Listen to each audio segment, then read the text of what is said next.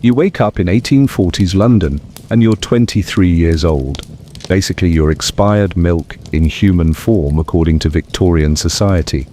Your Tinder has vanished and been replaced with the most unhinged dating strategies humanity has ever devised. Getting married wasn't about love, it was survival, economic warfare disguised as romance. Like and subscribe to see more historical dating disasters, and comment down below what time it is that you're watching this right now. It's always nice to know when people are discovering just how mental our ancestors were. Victorians turned marriage hunting into an art form that would make modern influencers weep with envy. Men and women both deployed strategies so desperate, so calculated, and so absolutely unhinged that you'll wonder how the human race survived at all. Chapter 1. Funeral Hunting Victorian Marriage Strategy. The church bells toll across London's grey morning, and you know exactly what that means. Fresh grief. New opportunity. You grab your best black dress, not because you're mourning, because black makes you look mysterious and tragic, and grieving people are vulnerable people. Welcome to Victorian dating strategy number 1, funeral stalking. Your mother straightens your mourning bonnet with the precision of a military commander. She knows the rules better than anyone. A respectable young person attends every funeral within walking distance, regardless of whether they knew the deceased, their family, or even their name. The math is simple and brutal. Death happens constantly in Victorian London, which means funerals happen constantly, which means opportunities happen constantly. Every funeral is a potential meet-cute wrapped in collective sorrow. You walk into St. Mary's Church, scanning the crowd like a hawk eyeing field mice. There, second pew from the front, someone in their 30s, clean appearance, decent coat, they're dabbing their eyes with a handkerchief, which means either genuine grief or exceptional acting skills. Either way, they're perfect.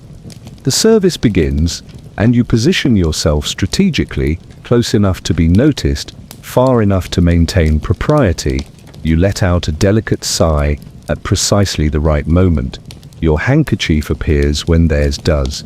Synchronized grief performance art. Victorian mourning culture created the perfect hunting ground for desperate singles. Society demanded extended periods of mourning for even distant acquaintances, which meant black clothing was practically a uniform. Everyone looked appropriately somber, mysterious, and available. The beauty of funeral attendance was the built-in emotional vulnerability. People at funerals were already in heightened emotional states, thinking about mortality, legacy, and the importance of companionship. Translation: they were primed for romantic attachment. Plus, shared grief created instant intimacy. You didn't need small talk about the weather when you could bond over loss, even if that loss was a complete stranger who happened to die at a convenient time. The funeral ends, and the real work begins. The post-service mingling is where marriages are made. You approach them with the practiced grace of someone who's done this 17 times this month. You express your condolences, they mention how touching the service was, you agree with the exact right amount of emotion. They offer to escort you to the gravesite. You accept with appropriate hesitation. By the time dirt hits the coffin, you've learned their name, occupation, and family connections. They've learned that you're sensitive, properly religious, and mysteriously available for future funeral attendance. The walk home is crucial. This is where you plant the seeds for future encounters. You mention other upcoming services. They mention they might attend. You both agree that it's so important to support the community during times of loss. What you've actually agreed to is a series of grief-themed dates disguised as moral obligation. Victorians became professional mourners by necessity. They memorized obituaries like stock reports. They tracked which families were ailing, which patriarchs were aging, which matriarchs were coughing suspiciously. Death was so common that funeral attendance became a social activity. Churches hosted multiple services weekly. Cemetery visits were fashionable outings. mourning jewelry was a thriving industry. The really skilled funeral hunters developed specialized techniques. They'd research the deceased beforehand, learning enough details to make appropriate conversation. They'd practice their expressions of sympathy in mirrors. They'd coordinate their mourning attire for maximum impact. Some people kept detailed records of which potential partners attended, which funerals, tracking their patterns like modern data analysts. They'd note who seemed genuinely affected, who was just fulfilling social obligation, and who might be available for more intimate consolation. The competition was ruthless. Multiple people would target the same grieving individual, each trying to position themselves as the most appropriate source of comfort. They'd volunteer to bring meals, offer household assistance, or simply provide a sympathetic ear during times of need. Widows and widowers were particularly valuable targets because they'd already proven they could maintain households and weren't afraid of marriage. Plus, they often had children who needed parental figures, which meant faster engagement timelines. The mourning period provided perfect cover for extended courtship. Society expected recently bereaved individuals to move slowly, carefully, respectfully through their grief. This gave suitors time to establish themselves as indispensable sources of support. But here's where it gets really dark. Victorians didn't just attend funerals of people they didn't know. They actively hoped for deaths in their social circles. They'd visit sick relatives with suspicious frequency, not out of genuine concern, but to be first on the scene when tragedy struck. The truly desperate would befriend elderly individuals, not for companionship, but for access to their social networks and advance warning of impending deaths. They'd volunteer at hospitals, not from charitable impulse, but to maintain a reliable supply of funeral invitations. Your funeral strategy requires careful calibration. Too much grief makes you seem unstable. Too little makes you seem callous. The perfect amount of sorrow suggests depth, sensitivity, and marriageability. You perfect the art of the meaningful glance across a grave site, the subtle touch of their arm during particularly emotional moments, the gentle suggestion that perhaps you could visit the grave together next week to ensure the flowers are properly maintained. Before long, your shared morning routine becomes courtship routine. Sunday cemetery walks replace park strolls. Discussions of mortality replace discussions of weather. Comfort during grief becomes emotional intimacy. 6 months later, they propose during what they believe is a spontaneous moment of connection at yet another funeral. You accept with tears that are definitely real this time, though possibly not for the reasons they imagine. Your wedding announcement mentions how you met while supporting each other through community loss. Very romantic, very proper, completely true, and completely calculated. But here's the thing about Victorian funeral hunting. It worked because death was everywhere, which meant opportunity was everywhere, but it also meant genuine grief was everywhere. The line between performance and reality became dangerously thin. People who started by faking sympathy often found themselves genuinely affected by the constant exposure to loss. Professional mourners sometimes became actual mourners. The strategy that was supposed to secure their future often left them emotionally damaged by their present. And half the people they caught were playing the exact same game, targeting vulnerable mourners for their own matrimonial purposes. The really twisted part, it actually worked. Victorian marriage records show countless couples who met at funerals, bonded over shared grief, and built lasting partnerships on foundations of mutual deception. Which brings us to the next strategy. Because if funeral hunting didn't work, Victorians had backup plans that make modern dating look like a children's game. The piano, your weapon of choice for psychological warfare, disguised as musical accomplishment. Chapter 2. Piano Warfare, Victorian Thirst Trapping. Your fingers hover over the keys, and your entire future hangs in the balance. Welcome to Victorian Thirst Trapping Piano Edition. The funeral hunting didn't work. They married someone else, probably another professional mourner with better crying technique. But you're not defeated, you're evolving your strategy.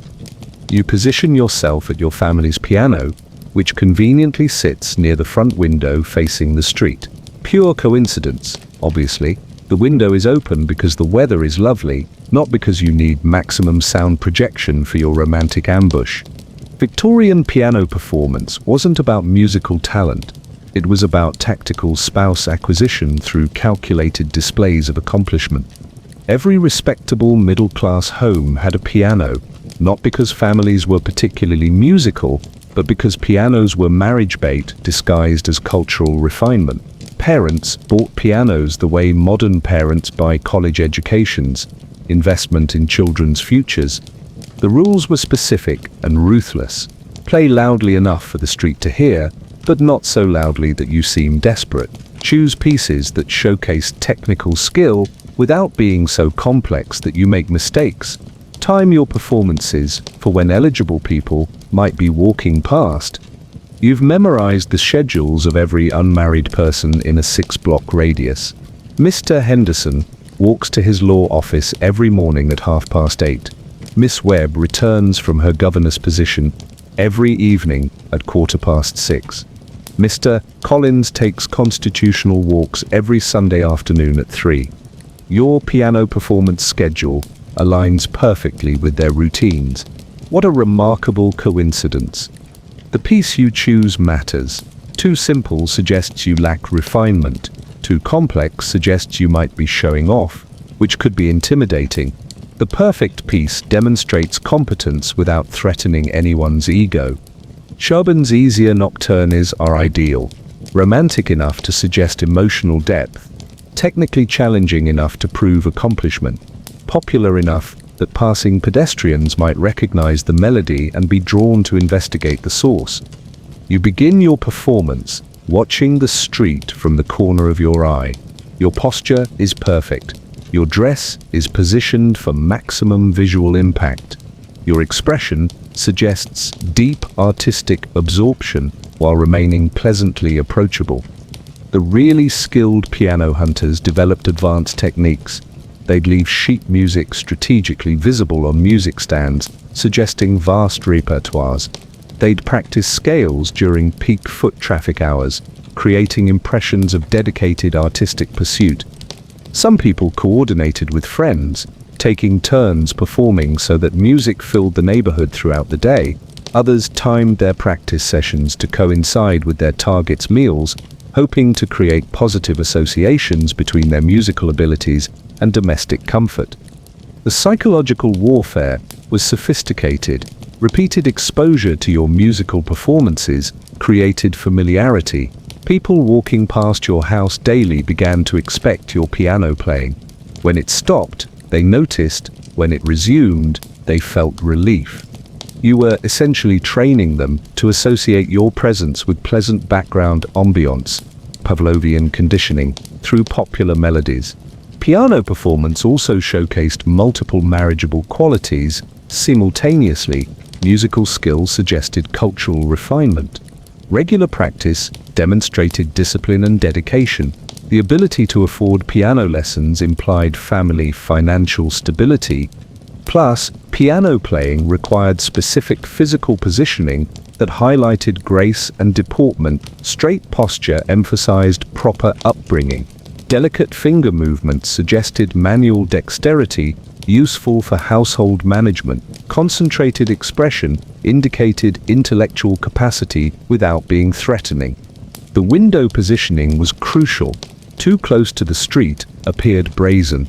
Too far from the window made the performance inaudible. The perfect distance allowed passers-by to hear the music clearly, while providing enough visual access to appreciate the performer without seeming deliberate. Weather became a strategic consideration. Rainy days meant closed windows and limited acoustic projection. Sunny afternoons provided optimal conditions for musical spouse hunting. Some people would check weather forecasts and adjust their practice schedules accordingly. The truly dedicated piano hunters would research their target's musical preferences. If Mr. Henderson mentioned enjoying military marches, suddenly your repertoire included more Sousa. If Miss Webb seemed fond of religious music, Hymn arrangements appeared in your performances. Sheet music became intelligence-gathering tools. People would note which pieces attracted attention, which melodies caused pedestrians to slow their walking pace, which performances resulted in subsequent social inquiries. The competition between piano-playing neighbors was intense. Multiple households on the same street might engage in musical warfare, each trying to outperform their rivals. Volume levels escalated. Repertoire complexity increased. Performance duration extended. Some people hired professional teachers specifically to gain competitive advantages. Others formed secret alliances, sharing information about which pieces worked best for attracting which types of potential partners. The really calculating ones would time their mistakes strategically.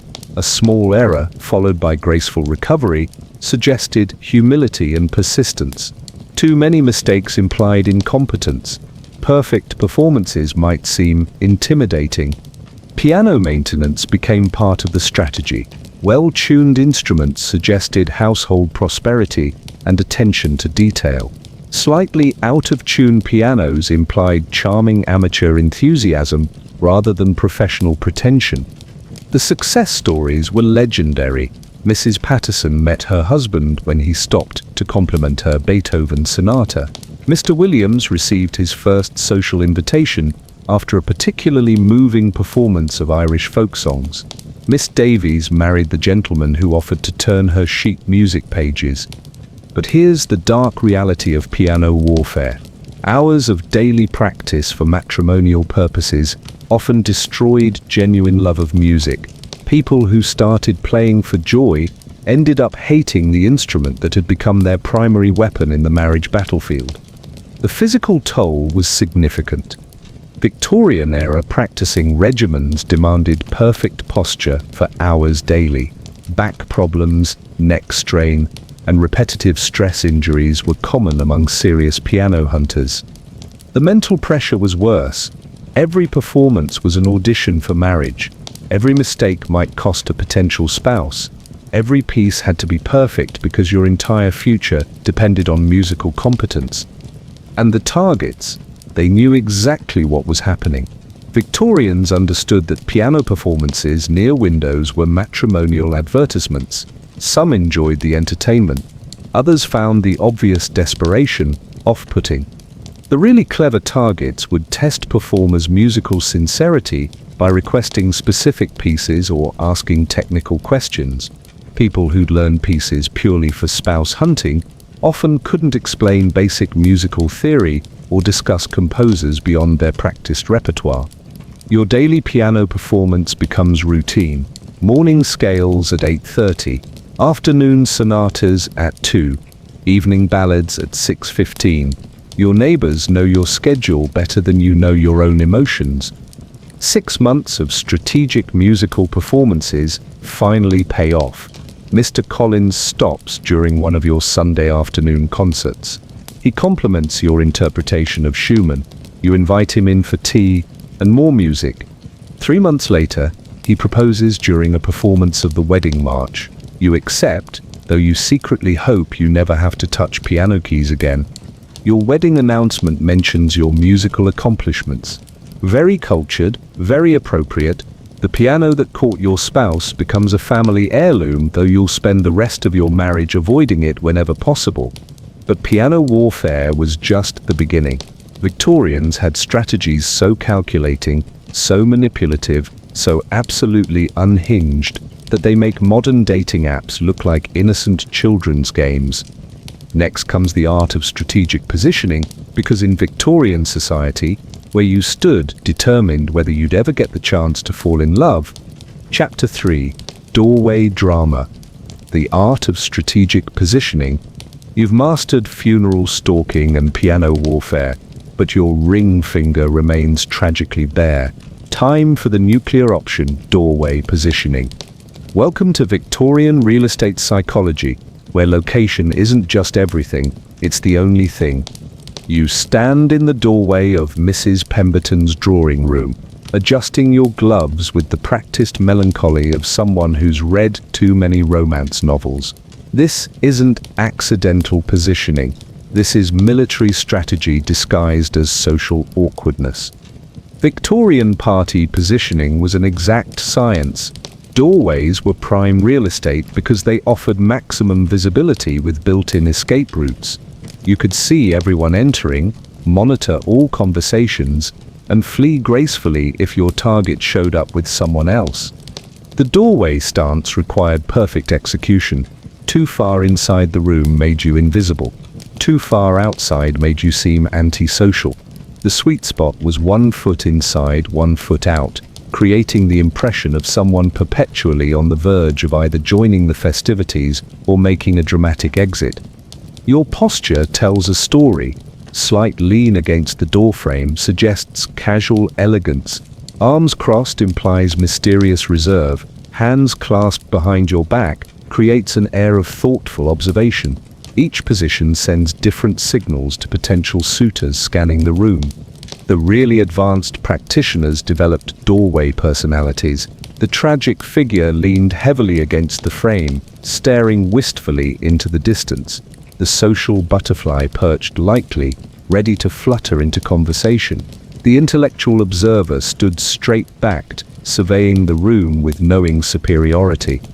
You've spent hours practicing doorway positioning in your bedroom mirror, the angle of your head, the direction of your gaze, the timing of your sighs, every element calculated to maximum romantic effect. Victorian social positioning wasn't just about doorways. Window alcoves provided dramatic backlighting. Fireplace mantels offered sophisticated focal points. Piano corners suggested artistic temperament. Garden entrances implied love of nature. But doorways remained supreme because they controlled traffic flow. Everyone had to pass your position eventually. You could intercept interesting conversations, eavesdrop on valuable gossip, and position yourself for strategic introductions. The competition for prime doorway real estate was vicious. Multiple people might arrive early to claim the best positions. Some would form alliances, taking turns holding spots for each other. Others engaged in passive-aggressive positioning warfare, gradually edging rivals away from optimal locations. The doorway glove adjustment became an art form. Victorian gloves required constant attention, providing perfect cover for strategic positioning.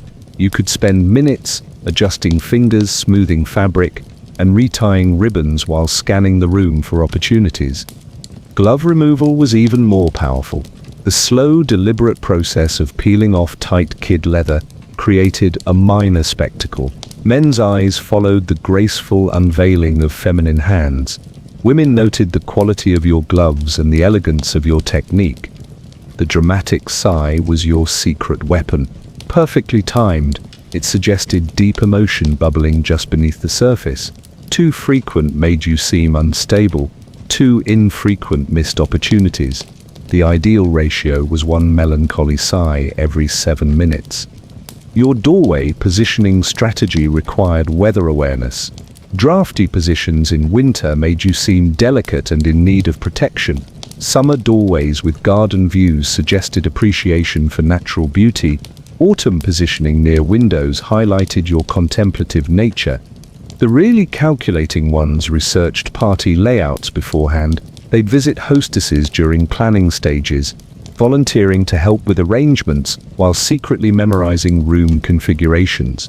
Knowledge of furniture placement, lighting conditions, and traffic patterns provided crucial advantages.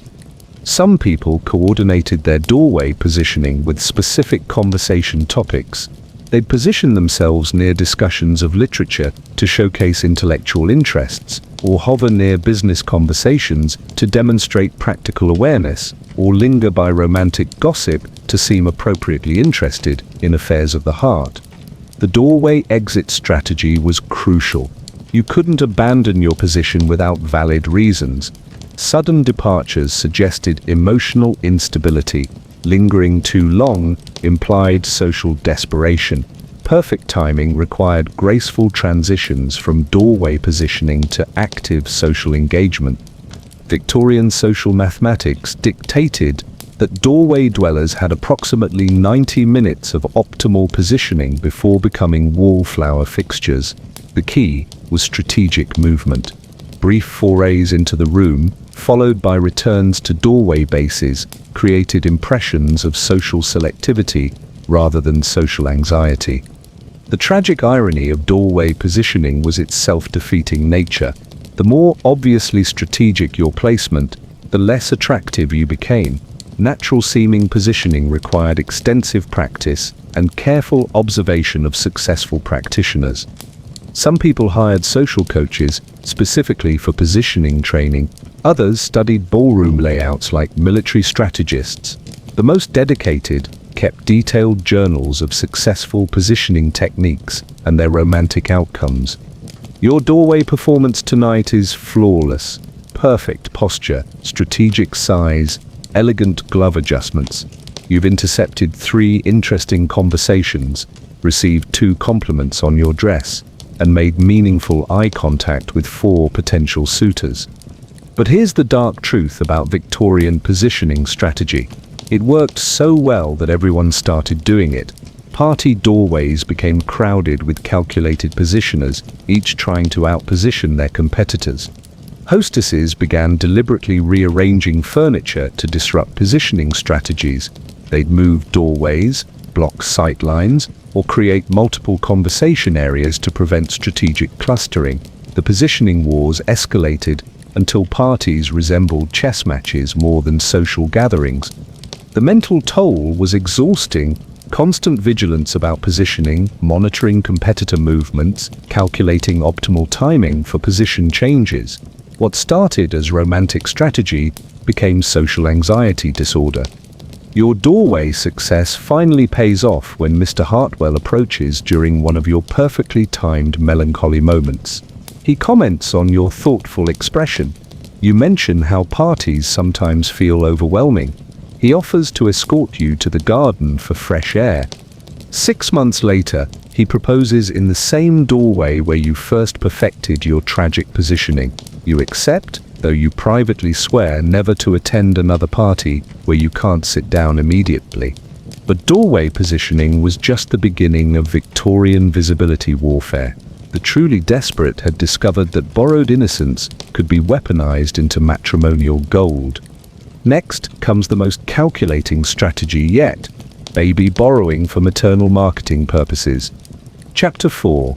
Baby borrowing maternal marketing gone mad. Your doorway positioning mastery earned you exactly 3 marriage proposals, all declined for various reasons involving insufficient income, questionable hygiene, and one memorable incident with a ferret. Time for biological warfare, baby borrowing. You spot little Emma toddling around the park, conveniently separated from her nursemaid by approximately 15 feet, and one conveniently placed flower bed. Victorian baby borrowing wasn't kidnapping. It was temporary maternal marketing using other people's children as props for your matrimonial campaign. Think of it as the world's first influencer marketing strategy, except instead of selling products, you were selling yourself as premium wife material. The science was simple. Men and women both found people holding babies irresistibly attractive. Babies suggested nurturing instincts, domestic competence, and reproductive success. Plus, borrowed babies couldn't cry about your actual personality flaws. You approach little Emma with the casual confidence of someone who definitely knows what they're doing with small humans. She's approximately 2 years old, clean, well-dressed, and crucially, not currently screaming. Perfect marketing material. The baby borrowing technique required split-second timing. Too eager, and you seemed desperate. Too hesitant, and the child wandered away. The perfect approach involved pretending to notice the child accidentally, expressing delight at their existence, and gradually engaging them in play. Victorian children were surprisingly cooperative with baby borrowing schemes. They were starved for adult attention in an era where children were meant to be seen and not heard. A strange adult offering enthusiastic interaction was usually welcome entertainment. Your borrowed baby strategy unfolds flawlessly. Emma toddles toward you, attracted by your deliberately dropped handkerchief. You exclaim over her sweet nature. She babbles incomprehensibly. You respond as if she's delivering profound wisdom about the nature of existence. Within minutes, you've created a charming domestic tableau. You're seated on a park bench, Emma on your lap, pointing out flowers and discussing their colors in the sort of patient, gentle tone that suggests excellent maternal instincts. The target approaches right on schedule. Mr. Ashford, 32, respectable income, recently returned from India with what appears to be intact limbs and sanity. He's been taking constitutional walks through this park every Tuesday and Thursday for 3 weeks. He pauses to comment on Emma's remarkable intelligence and your obvious way with children. You modestly suggest that children simply respond to genuine affection. Emma chooses this moment to attempt eating your bonnet, which you handle with laughing grace. The conversation that follows hits every perfect note. Mr. Ashford mentions how refreshing it is to see someone so natural with children. You reply that children bring out the best in people. Emma provides adorable background entertainment by attempting to count your fingers in her own invented number system. Victorian baby borrowing had strict rules. Never claim the child as your own. Always locate the actual parents within reasonable time frames. Return borrowed babies in the same condition you found them. Avoid children who seemed particularly attached to specific adults. The smart practitioners developed relationships with cooperative families. They'd offer to mind children during church services, volunteer for nursery duties at social events, or simply befriend mothers who needed occasional breaks from constant childcare supervision. Some people specialized in specific age groups. Infants suggested natural maternal instincts, but required careful handling. Toddlers provided entertaining conversation opportunities, but unpredictable behavior. School-aged children demonstrated educational competence, but less obvious nurturing abilities. The really calculating ones researched their targets' family situations beforehand. Childless couples responded differently to baby borrowing than those with existing children. Recent widowers with young families were particularly susceptible to demonstrations of maternal competence. Baby borrowing success required genuine interaction skills. Children could sense insincerity immediately. Borrowed babies who cried, hid, or rejected their temporary guardians destroyed the entire romantic strategy. Only people with actual childcare abilities could sustain convincing performances. Your borrowed baby performance with Emma exceeds all expectations. She falls asleep in your arms during the conversation with Mr. Ashford, creating the ultimate maternal tableau. You look like a Renaissance painting titled Domestic Bliss or Future Wife Material. Mr. Ashford extends his walking time to continue the conversation. You discuss child-rearing philosophies, educational theories, and the importance of patient guidance during formative years. Emma sleeps peacefully throughout, providing living proof of your calming influence.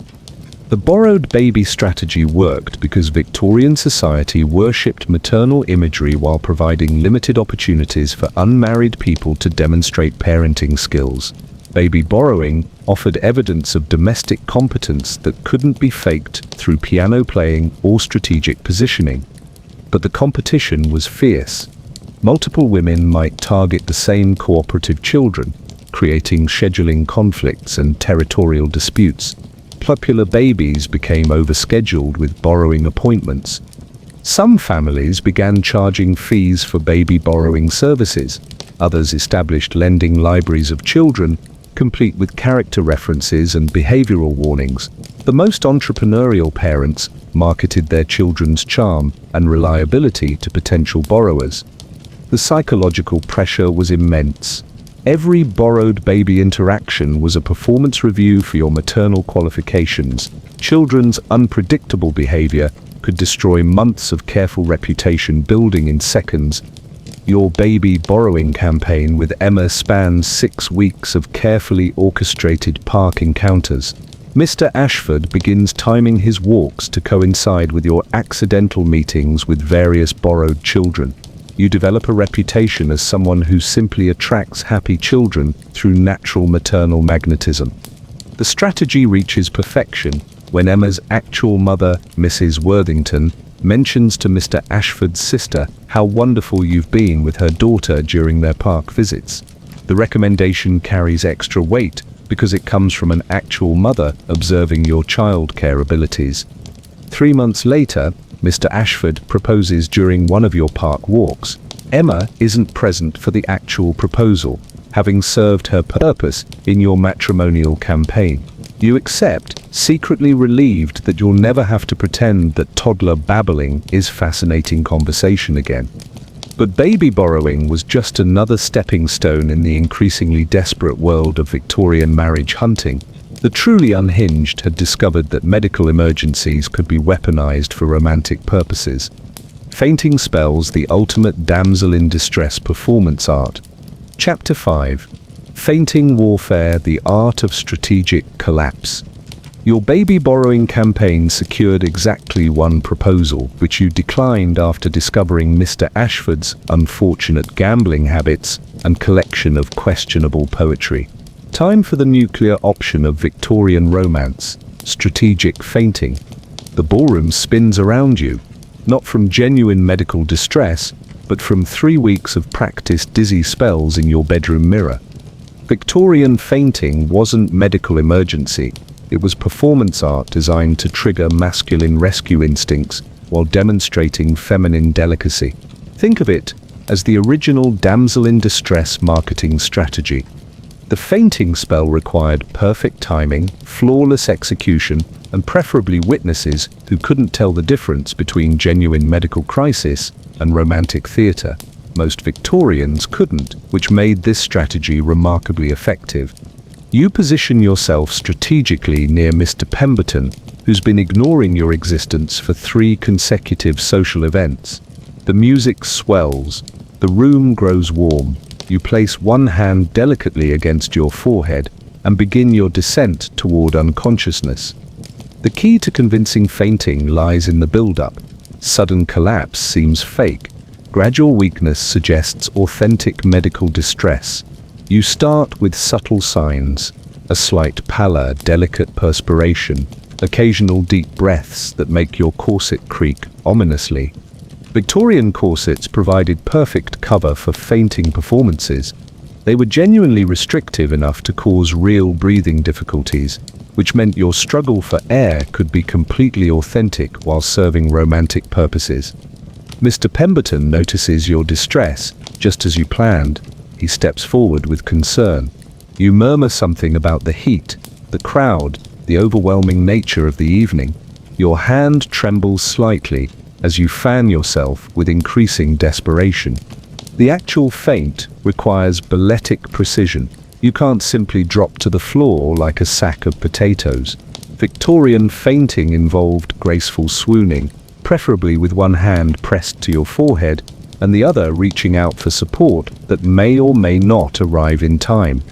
You execute a perfect swoon. Not too dramatic, not too subtle. Your knees buckle with feminine fragility. Your hand seeks support. Mr. Pemberton catches you with exactly the sort of strong, protective gesture that makes other women jealous and confirms his status as proper husband material.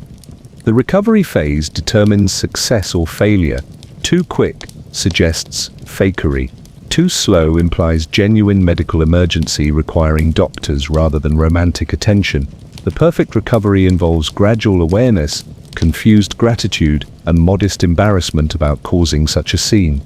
Victorian fainting had scientific backing. Medical experts agreed that feminine nervous systems were more delicate than masculine ones.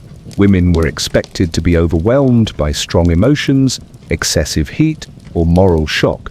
Fainting validated these theories while providing romantic opportunities. The really skilled feint performers developed signature styles. The classic Victorian involved backward swooning with hand to forehead. The tragic heroine featured forward collapse with reaching gesture. The mysterious maiden combined graceful sinking with enigmatic murmurs. Some people practiced fainting techniques with friends, perfecting the timing and execution. Others studied medical texts to ensure their symptoms seemed authentic. The most dedicated took actual fainting lessons from ladies who'd perfected the art through years of strategic unconsciousness. Your fainting performance tonight exceeds expectations. Mr. Pemberton not only catches you but carries you to a nearby settee, calls for smelling salts, and hovers protectively while you recover. Other gentlemen offer assistance, creating a small crowd of masculine attention focused entirely on your delicate condition. The aftermath requires careful management. You must seem genuinely grateful for the rescue while maintaining appropriate modesty about your condition. Too much detail about your symptoms seems unladylike. Too little suggests you were faking the entire episode. Mr. Pemberton escorts you to the garden for fresh air.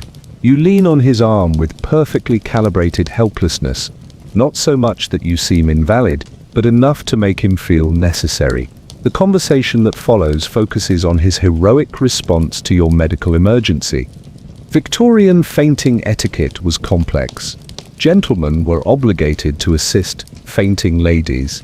Failure to respond appropriately suggested ungentlemanly character. This social pressure made fainting an almost foolproof method for securing masculine attention. But the competition was brutal. Multiple women might faint at the same event, creating medical emergency traffic jams. Hostesses became suspicious of repeated fainting episodes at their parties. Doctors began questioning the epidemic of feminine unconsciousness at social gatherings. The really calculating faint performers researched their targets' backgrounds. Military men responded well to medical emergencies. Doctors were harder to fool with fake symptoms. Lawyers asked too many detailed questions about your condition. Some women developed specialized fainting triggers. Tight corsets provided ready excuses. Hot rooms offered environmental justification. Emotional music suggested artistic sensitivity. Political discussions implied delicate feminine nerves overwhelmed by masculine discourse. The physical preparation was extensive. Strategic corset tightening created genuine breathing difficulties. Reduced food intake caused actual lightheadedness. Some women pinched themselves to create authentic pallor or bit their lips to suggest physical distress. Your fainting campaign with Mr. Pemberton spans 2 months of carefully orchestrated medical emergencies. You faint at a garden party during his recitation of poetry. You swoon at a museum while viewing particularly affecting artwork. You collapse delicately during a passionate discussion of social reform. Each fainting episode reinforces his perception of your sensitive, delicate nature while providing opportunities for heroic rescue.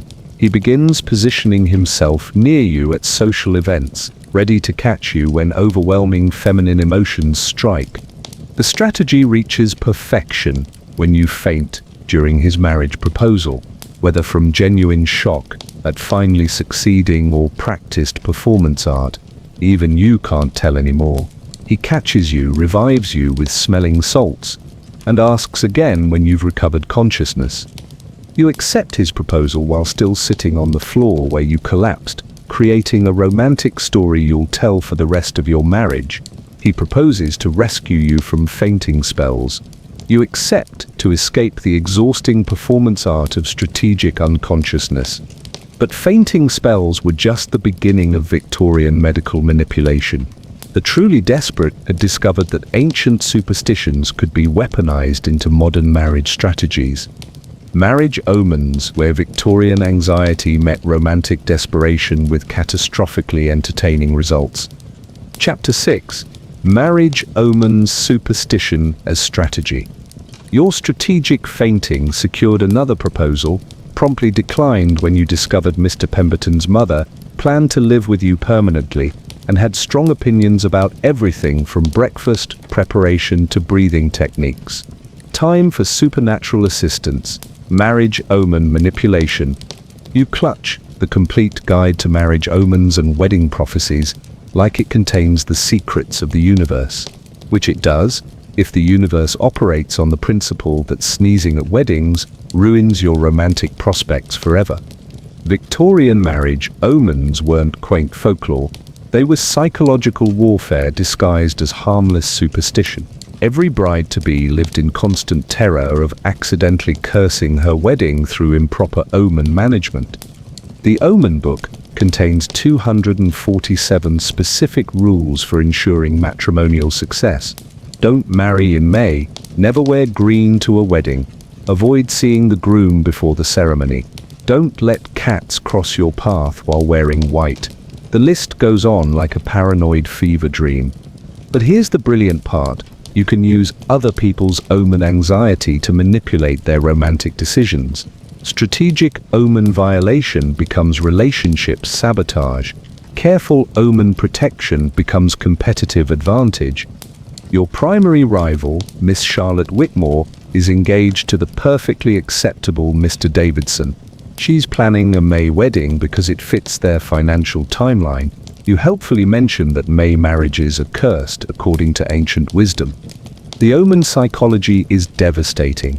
Once someone believes in marriage curses, every coincidence becomes confirmation. A broken mirror suggests 7 years of marital misfortune. A dead bird on the wedding day predicts widowhood. Rain during the ceremony means tears throughout the marriage. Victorian omen books were bestsellers because they fed perfectly into existing anxiety about marriage success. Women who'd invested everything in finding husbands couldn't risk cursing their only chance at security through ignorant omen violation. You become an expert in omen interpretation. When Miss Whitmore mentions her May wedding plans, you quote chapter 12 about the curse of spring marriages.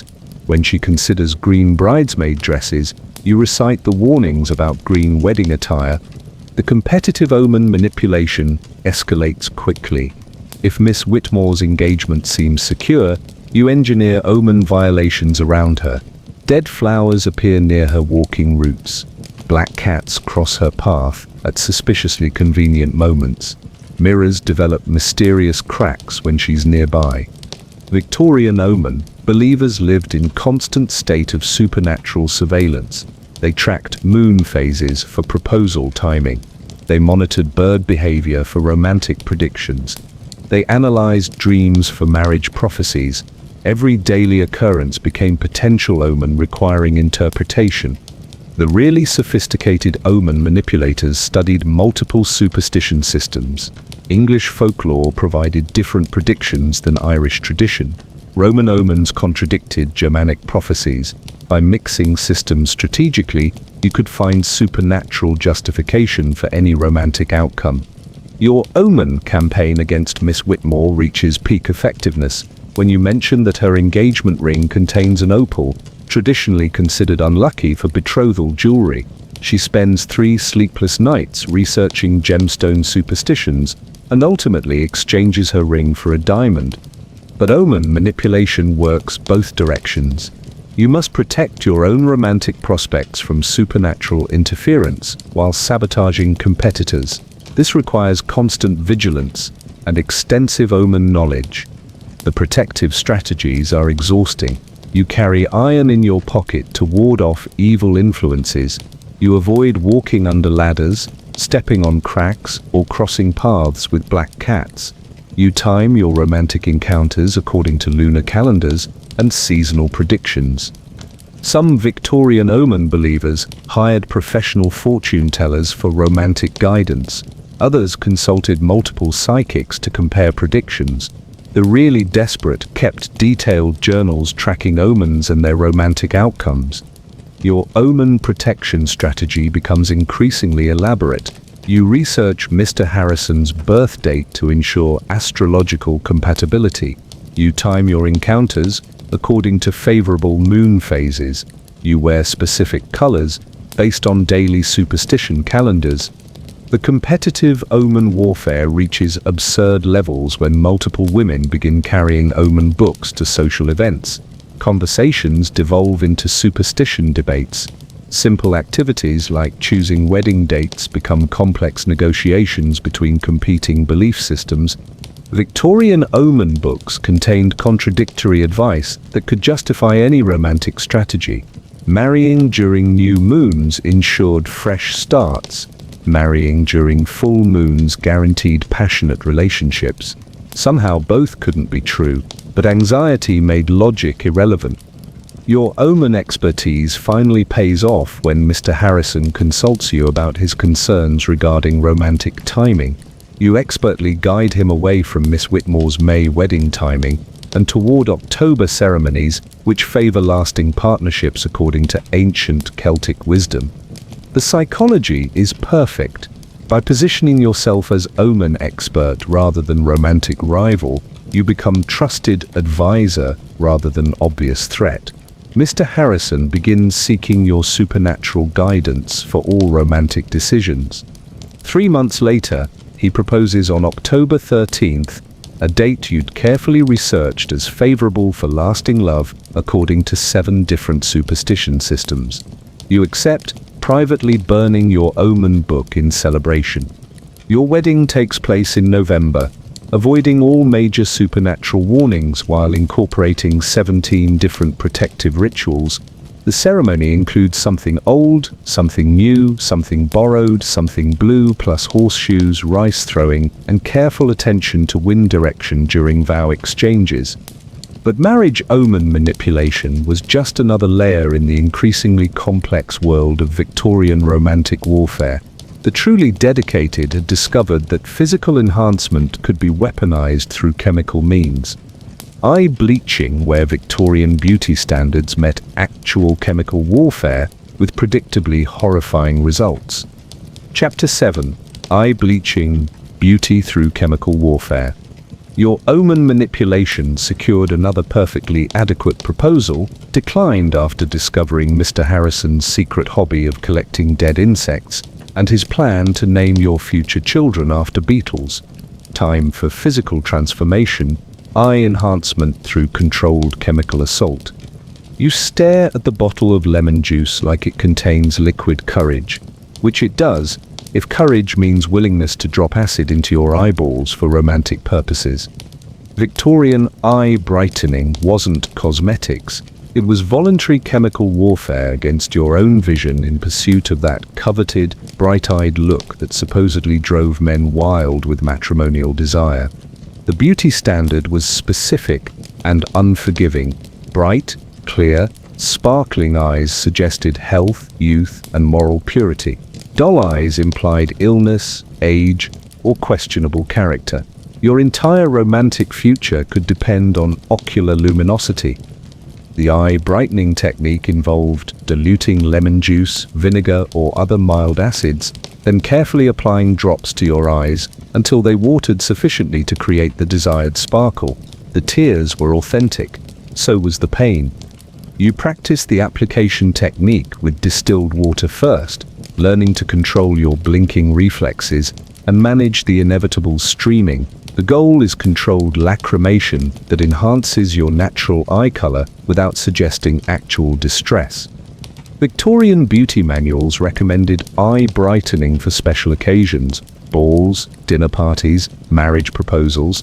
The effects were temporary, lasting only hours, which meant frequent reapplication and constant risk of chemical injury. The competition drives innovation. Some women experimented with different acid concentrations. Others tried various application methods. The really desperate graduated from lemon juice to stronger solutions that produced more dramatic results and more serious injuries. Your first eye brightening attempt exceeds expectations in all the wrong ways. The lemon juice concentration is too strong. Your eyes stream uncontrollably for 30 minutes. The bright effect comes from irritation rather than enhancement, but the results are undeniably dramatic. Mr. Thornfield notices your unusually luminous eyes immediately. He comments on their remarkable clarity and sparkle.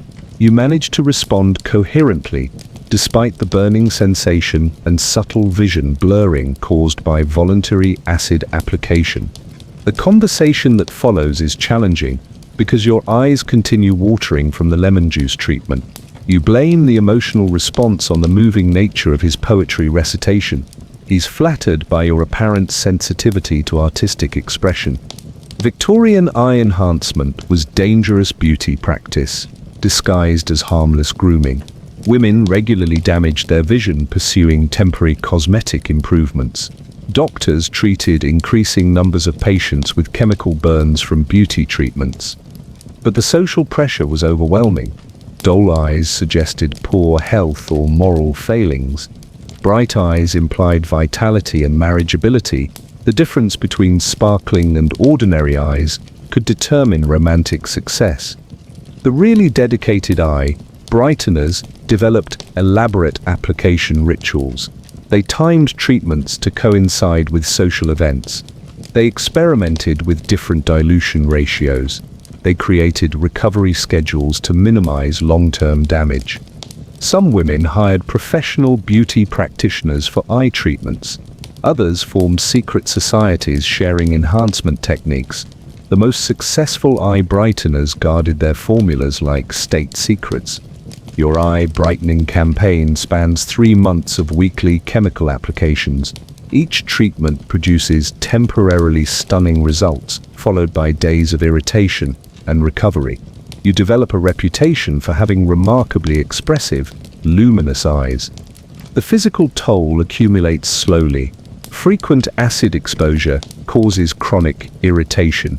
Your natural tear production becomes irregular.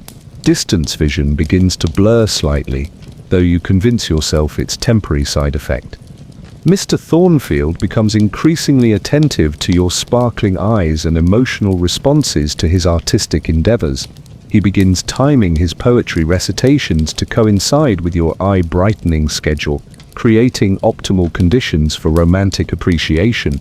The strategy reaches perfection when your eyes water genuine tears during his marriage proposal. Whether from chemical irritation or actual emotion, even you can't tell anymore. The bright, tear-filled eyes create exactly the romantic image he'd hoped to inspire. You accept his proposal while dabbing your streaming eyes with a handkerchief, creating a touching scene of feminine emotion and matrimonial joy. He interprets your tears as overwhelming happiness rather than ongoing chemical damage. Your wedding photos show remarkably bright, clear eyes that sparkle with what appears to be radiant joy. Only you know the images capture the results of morning eye brightening treatments rather than pure bridal bliss. But eye bleaching was just another escalation in the increasingly dangerous world of Victorian beauty enhancement. The truly desperate had discovered that starvation could be weaponized into spiritual marketing. Silent dinner rituals where religious superstition met eating disorders with predictably catastrophic results. Chapter 8: Silent Dinner, Ritual, Starvation as Spiritual Strategy. Your eye bleaching campaign earned yet another proposal, which you declined after Mr. Thornfield revealed his collection of pressed flowers from every cemetery in London and his plan to honeymoon exclusively in graveyards. Time for supernatural intervention. The St. Agnes Eve dinner ritual. You stare at your empty dinner plate like it contains the secrets of the universe, which it does if the universe operates on the principle that strategic starvation unlocks prophetic dreams about future husbands. St. Agnes Eve wasn't just religious observance, it was Victorian crowd-sourced romance prediction through controlled hunger hallucinations. On January 20th, unmarried people would skip dinner, perform specific rituals, and expect supernatural visions of their future spouses.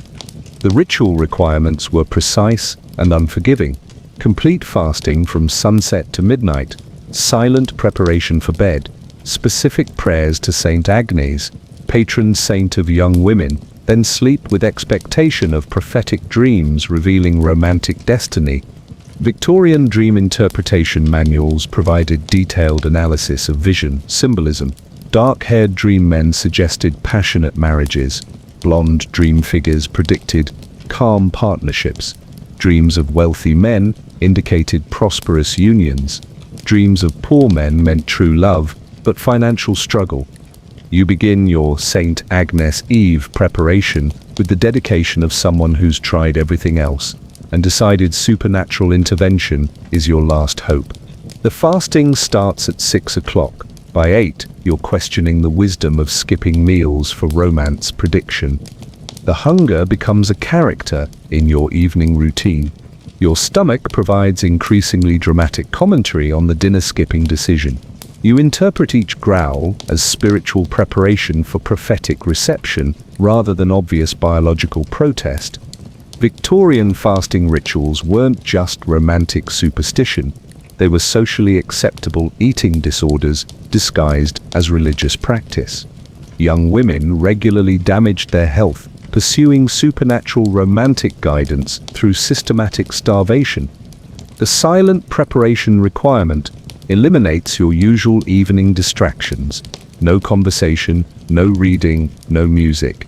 Just you, your empty stomach, and growing anticipation about dream content that may or may not reveal your romantic future. You follow the traditional Saint Agnes Eve protocol exactly. White nightgown for purity, hair unbound for spiritual receptivity. Windows open despite winter cold to encourage prophetic dreams. Pillow positioned to face east for optimal supernatural communication. The waiting period tests your commitment to supernatural romance guidance. Empty stomach plus religious anxiety plus matrimonial desperation creates psychological conditions perfect for vivid dreaming. Whether those dreams predict the future or reflect current obsessions remains scientifically unclear. Victorian Saint Agnes Eve celebrations became competitive events. Groups of young women would fast together, comparing dream content and arguing about interpretation accuracy. Some hired professional dream readers for supernatural consultation. Your fasting reaches peak discomfort.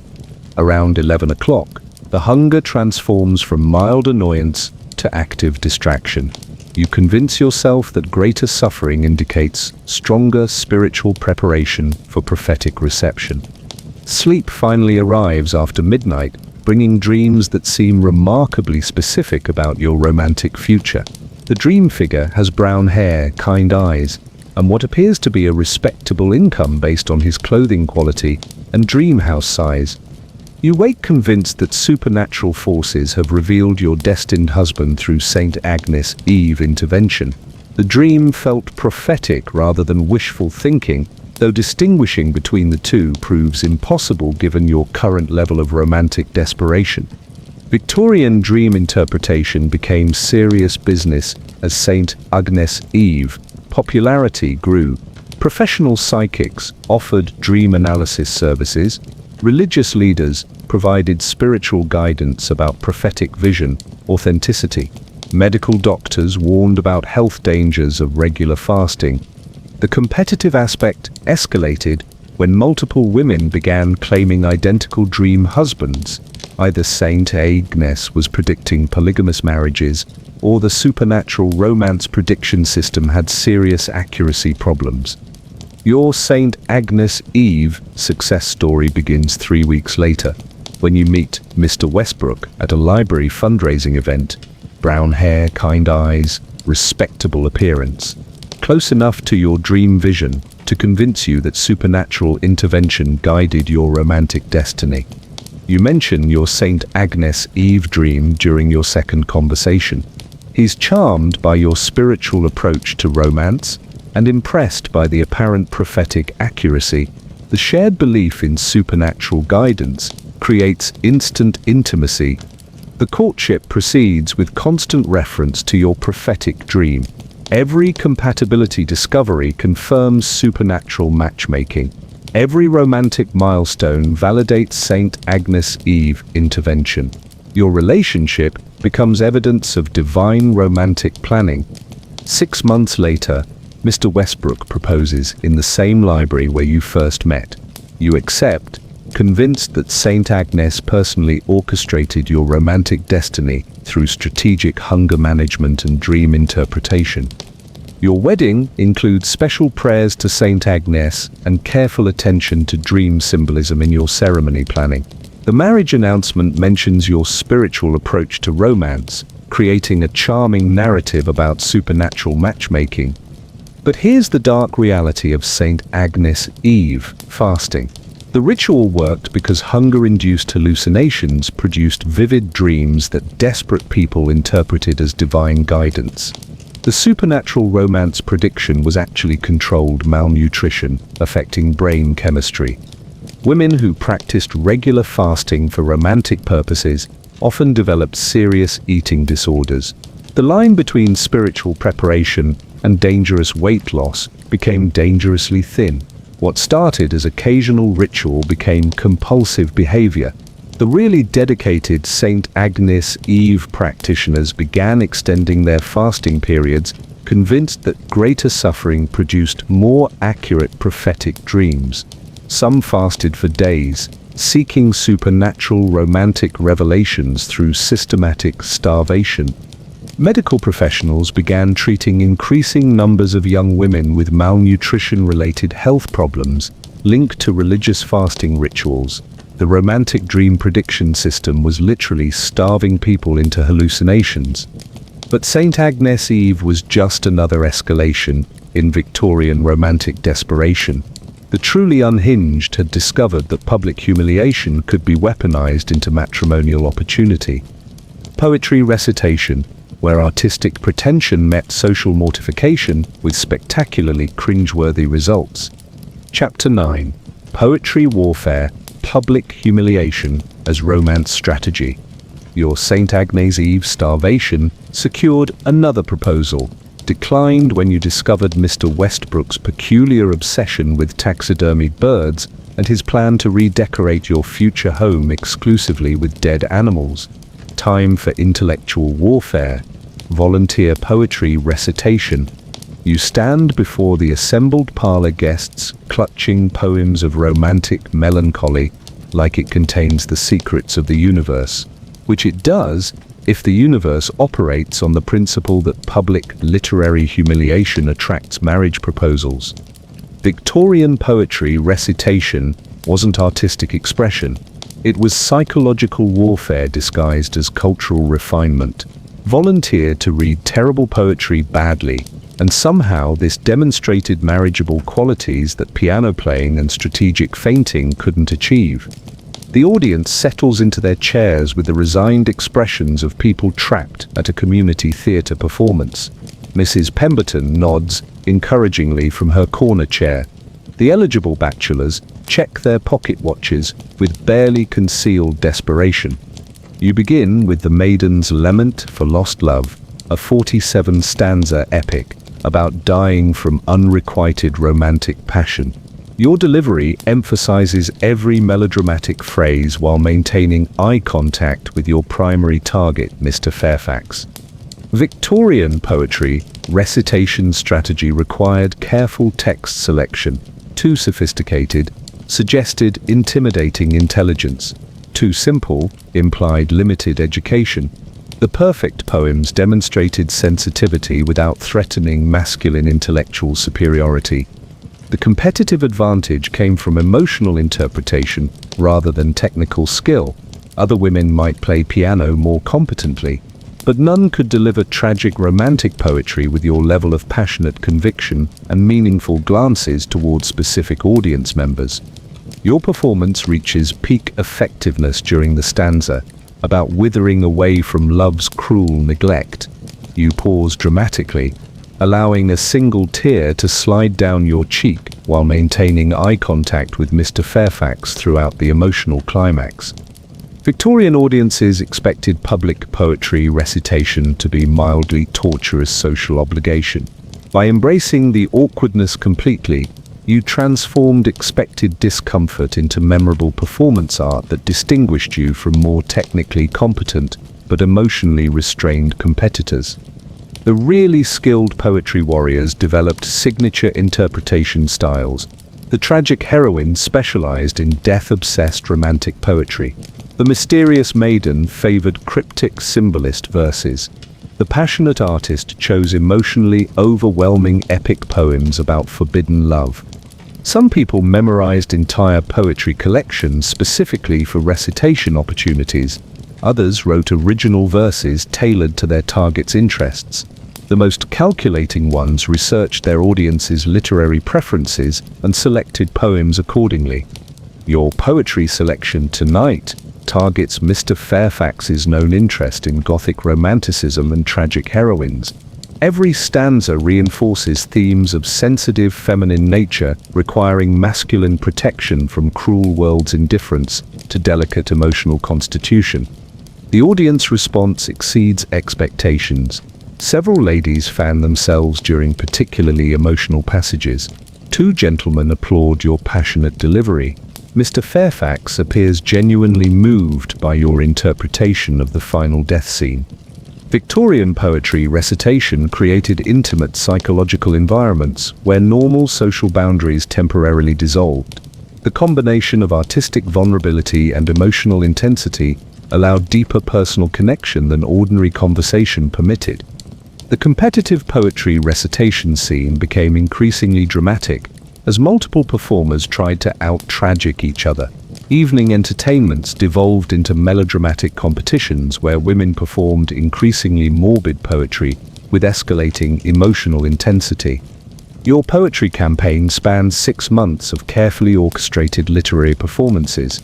You specialize in doomed romance poetry, developing a reputation for particularly moving interpretations of tragic feminine suffering and romantic martyrdom. The strategy reaches perfection when you recite an original poem about dying from love's cruel neglect, while making sustained eye contact with Mr. Fairfax throughout the entire 40-minute performance. The personalized nature of the literary torture proves irresistible. Mr. Fairfax approaches after the recitation to compliment your passionate artistic interpretation. You modestly suggest that great poetry simply speaks through sensitive readers. He agrees that your emotional depth brings new meaning to classic verses. The conversation develops into regular literary discussions where you continue demonstrating your sensitive artistic nature through increasingly tragic poetry interpretation. He begins seeking your opinions on romantic literature and requesting specific recitation performances. 3 months later, he proposes during one of your private poetry reading sessions. You accept while holding a volume of romantic death sonnets, creating appropriately literary engagement story for your wedding announcements. But poetry recitation was just another performance in the increasingly elaborate theatre of Victorian romance hunting.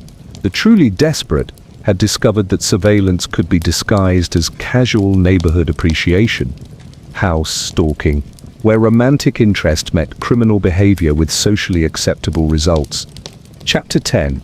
House Stalking Surveillance as Romance Strategy. Your poetry recitation campaign secured another proposal, declined after discovering Mr. Fairfax's alarming collection of romantic correspondence from previous admirers and his detailed filing system for cataloging feminine emotional responses. Time for advanced reconnaissance, residential surveillance. You position yourself across the street from Mr. Blackwood's townhouse with the casual confidence of someone who definitely belongs in this neighborhood and isn't conducting romantic espionage operations. Victorian house watching wasn't stalking. It was strategic intelligence gathering disguised as constitutional exercise. By monitoring your target's daily routines, you could engineer accidental encounters and demonstrate impressive knowledge of their preferences and habits. The surveillance requires careful timing and plausible cover stories, morning walks for health benefits, afternoon visits to nearby shops, evening strolls for fresh air, all perfectly innocent activities that happen to provide excellent observation opportunities. You've established that Mr. Blackwood leaves for his solicitor's office every morning at precisely 8:15. He returns each evening at 6:30. Saturday afternoons, he tends his garden. Sunday mornings, he reads newspapers on his front steps. The intelligence gathering extends beyond basic scheduling. You note his reading preferences when he carries books. You observe his clothing choices and grooming habits. You study his interactions with servants and delivery personnel for character assessment. Victorian residential architecture provided excellent surveillance opportunities. Bay windows offered clear sightlines into neighboring homes. Garden walls created perfect observation posts. Public walkways allowed extended monitoring without obvious trespassing. Your house-watching strategy requires rotating observation positions to avoid suspicion. Monday morning surveillance from the tea shop window, Tuesday afternoon monitoring from the park bench, Wednesday evening reconnaissance during calculated walking routes. The really dedicated house stalkers developed elaborate cover identities. They'd befriend neighboring residents for information access. They'd volunteer for local charities requiring door-to-door visits. They'd adopt pets needing regular walking past specific addresses. Some people hired servants to conduct surveillance operations. Others coordinated with friends to maintain constant monitoring schedules. The most sophisticated stalkers kept detailed logs of their targets' activities, preferences, and social connections. Your surveillance campaign reveals fascinating details about Mr. Blackwood's domestic routine. He prefers morning tea over coffee. He reads poetry on Tuesday evenings. He receives regular visits from his sister on Thursday afternoons. He struggles with gardening but persists with admirable determination. The intelligence proves invaluable for engineering romantic encounters. You time your shopping expeditions to coincide with his errands. You develop sudden interests in subjects he's known to study.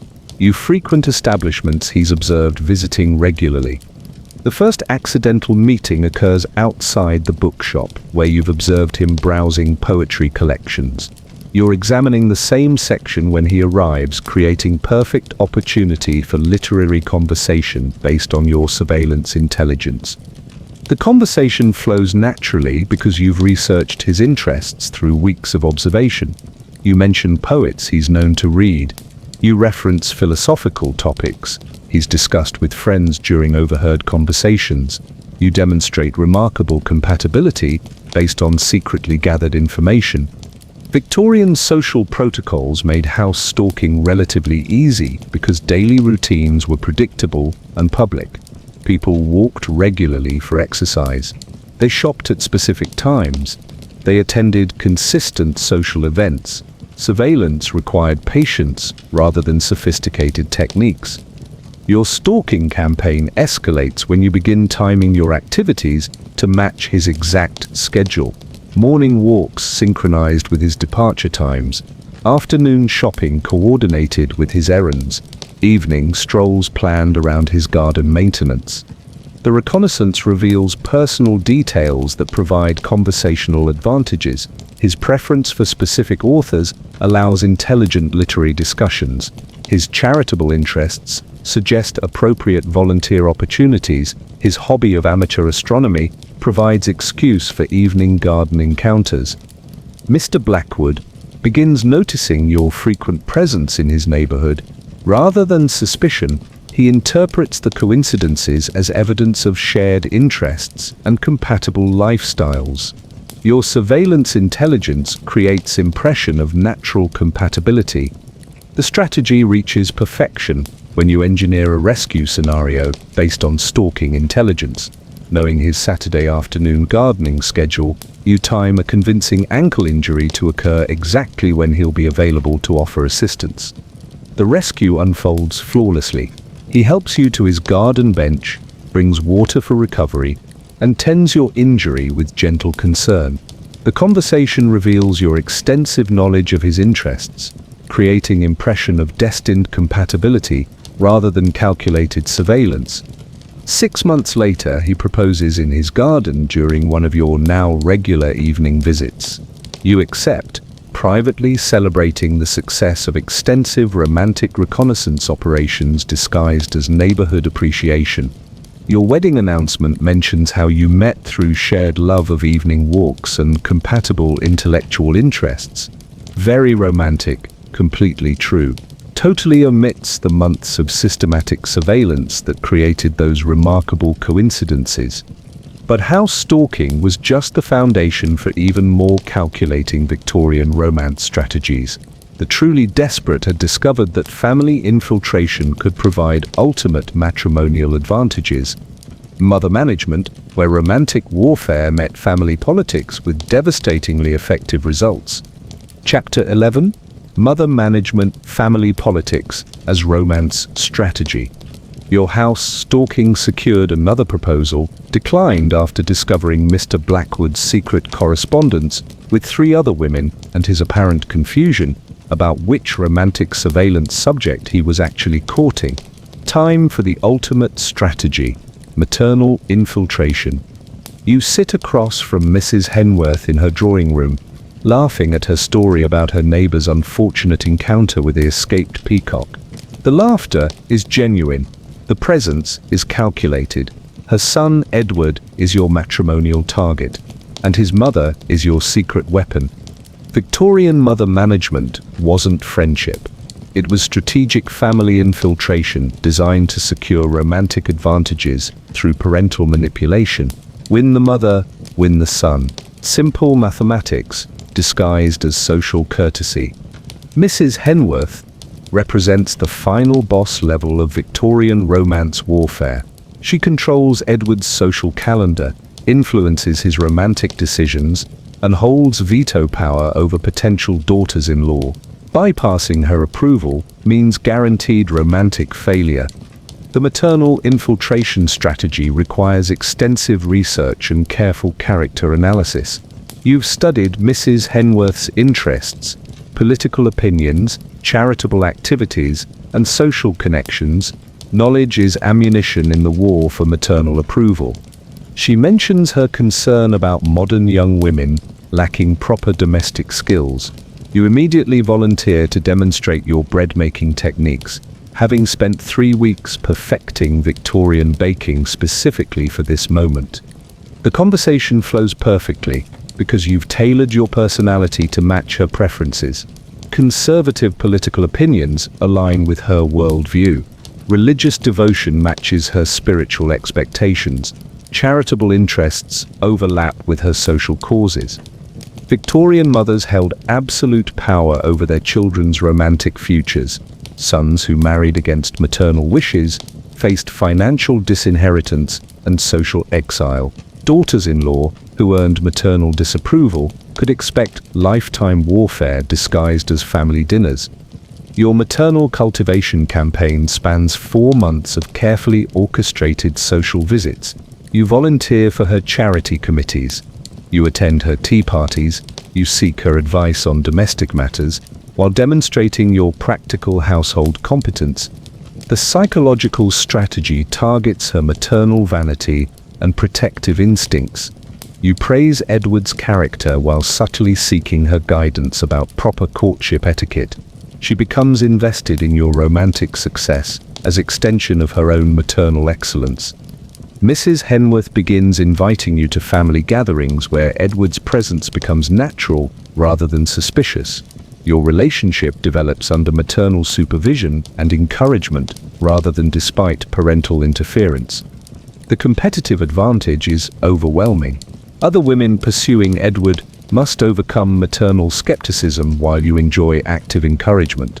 Mrs. Henworth begins mentioning your virtues to Edward with increasing frequency and obvious approval.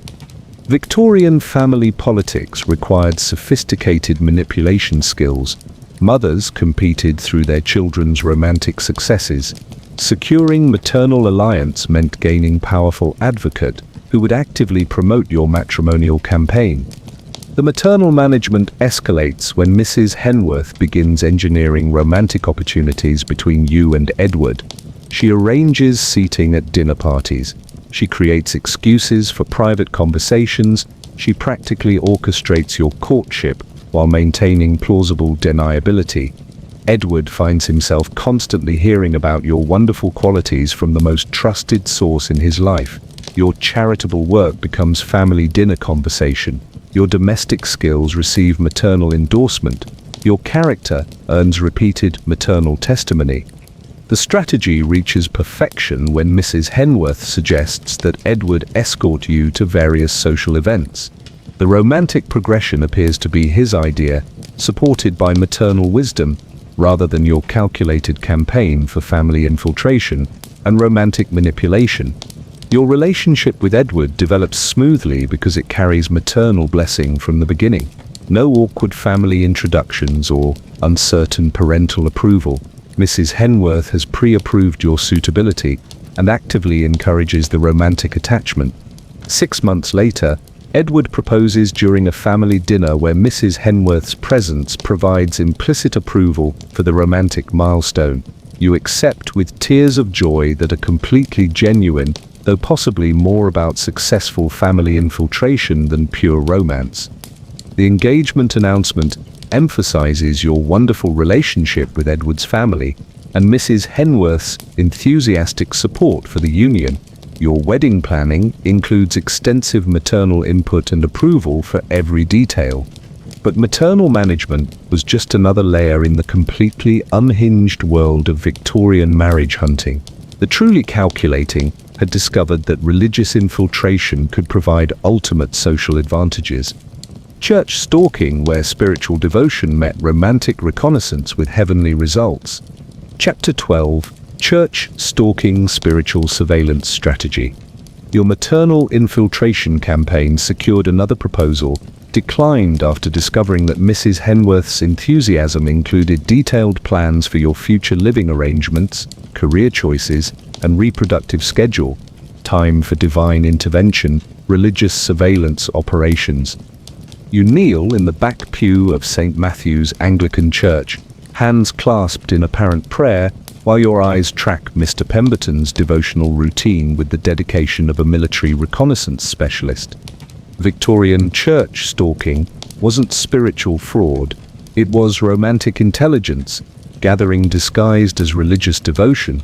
By switching churches to match your target's worship schedule, you demonstrated shared faith while conducting extensive character surveillance. Mr. Pemberton attends morning service every Sunday at St. Matthew's Some, evening prayers on Wednesdays, and volunteer Bible study on Friday afternoons. You've memorized his religious routine more thoroughly than most people know their own spiritual practices. The church switching strategy requires careful timing and plausible justification. You can't simply appear at new congregations without explanation. Family relocations, denominational preferences, or spiritual guidance seeking provide acceptable cover stories for sudden religious migrations. Your new Anglican devotion appears completely sincere because you've researched the liturgy, memorized appropriate responses, and studied church history specifically for this romantic reconnaissance mission. Knowledge prevents suspicious behavior during unfamiliar religious observances. Victorian religious communities provided perfect surveillance environments. Consistent weekly gatherings, predictable scheduling, and social expectations for community participation created ideal conditions for extended observation and character assessment. The competitive advantage is significant.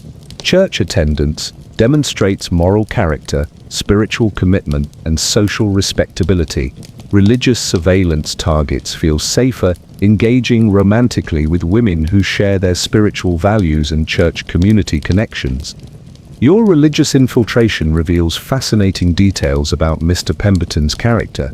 He contributes generously during collection. He participates actively in hymn singing. He volunteers for charity work. He treats elderly congregation members with patient respect. The spiritual surveillance extends beyond Sunday services. You volunteer for church committees where Mr. Pemberton participates. You attend religious social events where he's likely to appear. You coordinate your charitable activities with church-sponsored community service projects. Victorian religious communities encouraged romantic connections between congregation members. Church-based courtships carried automatic spiritual approval and community support. Religious leaders actively promoted marriages within their congregations.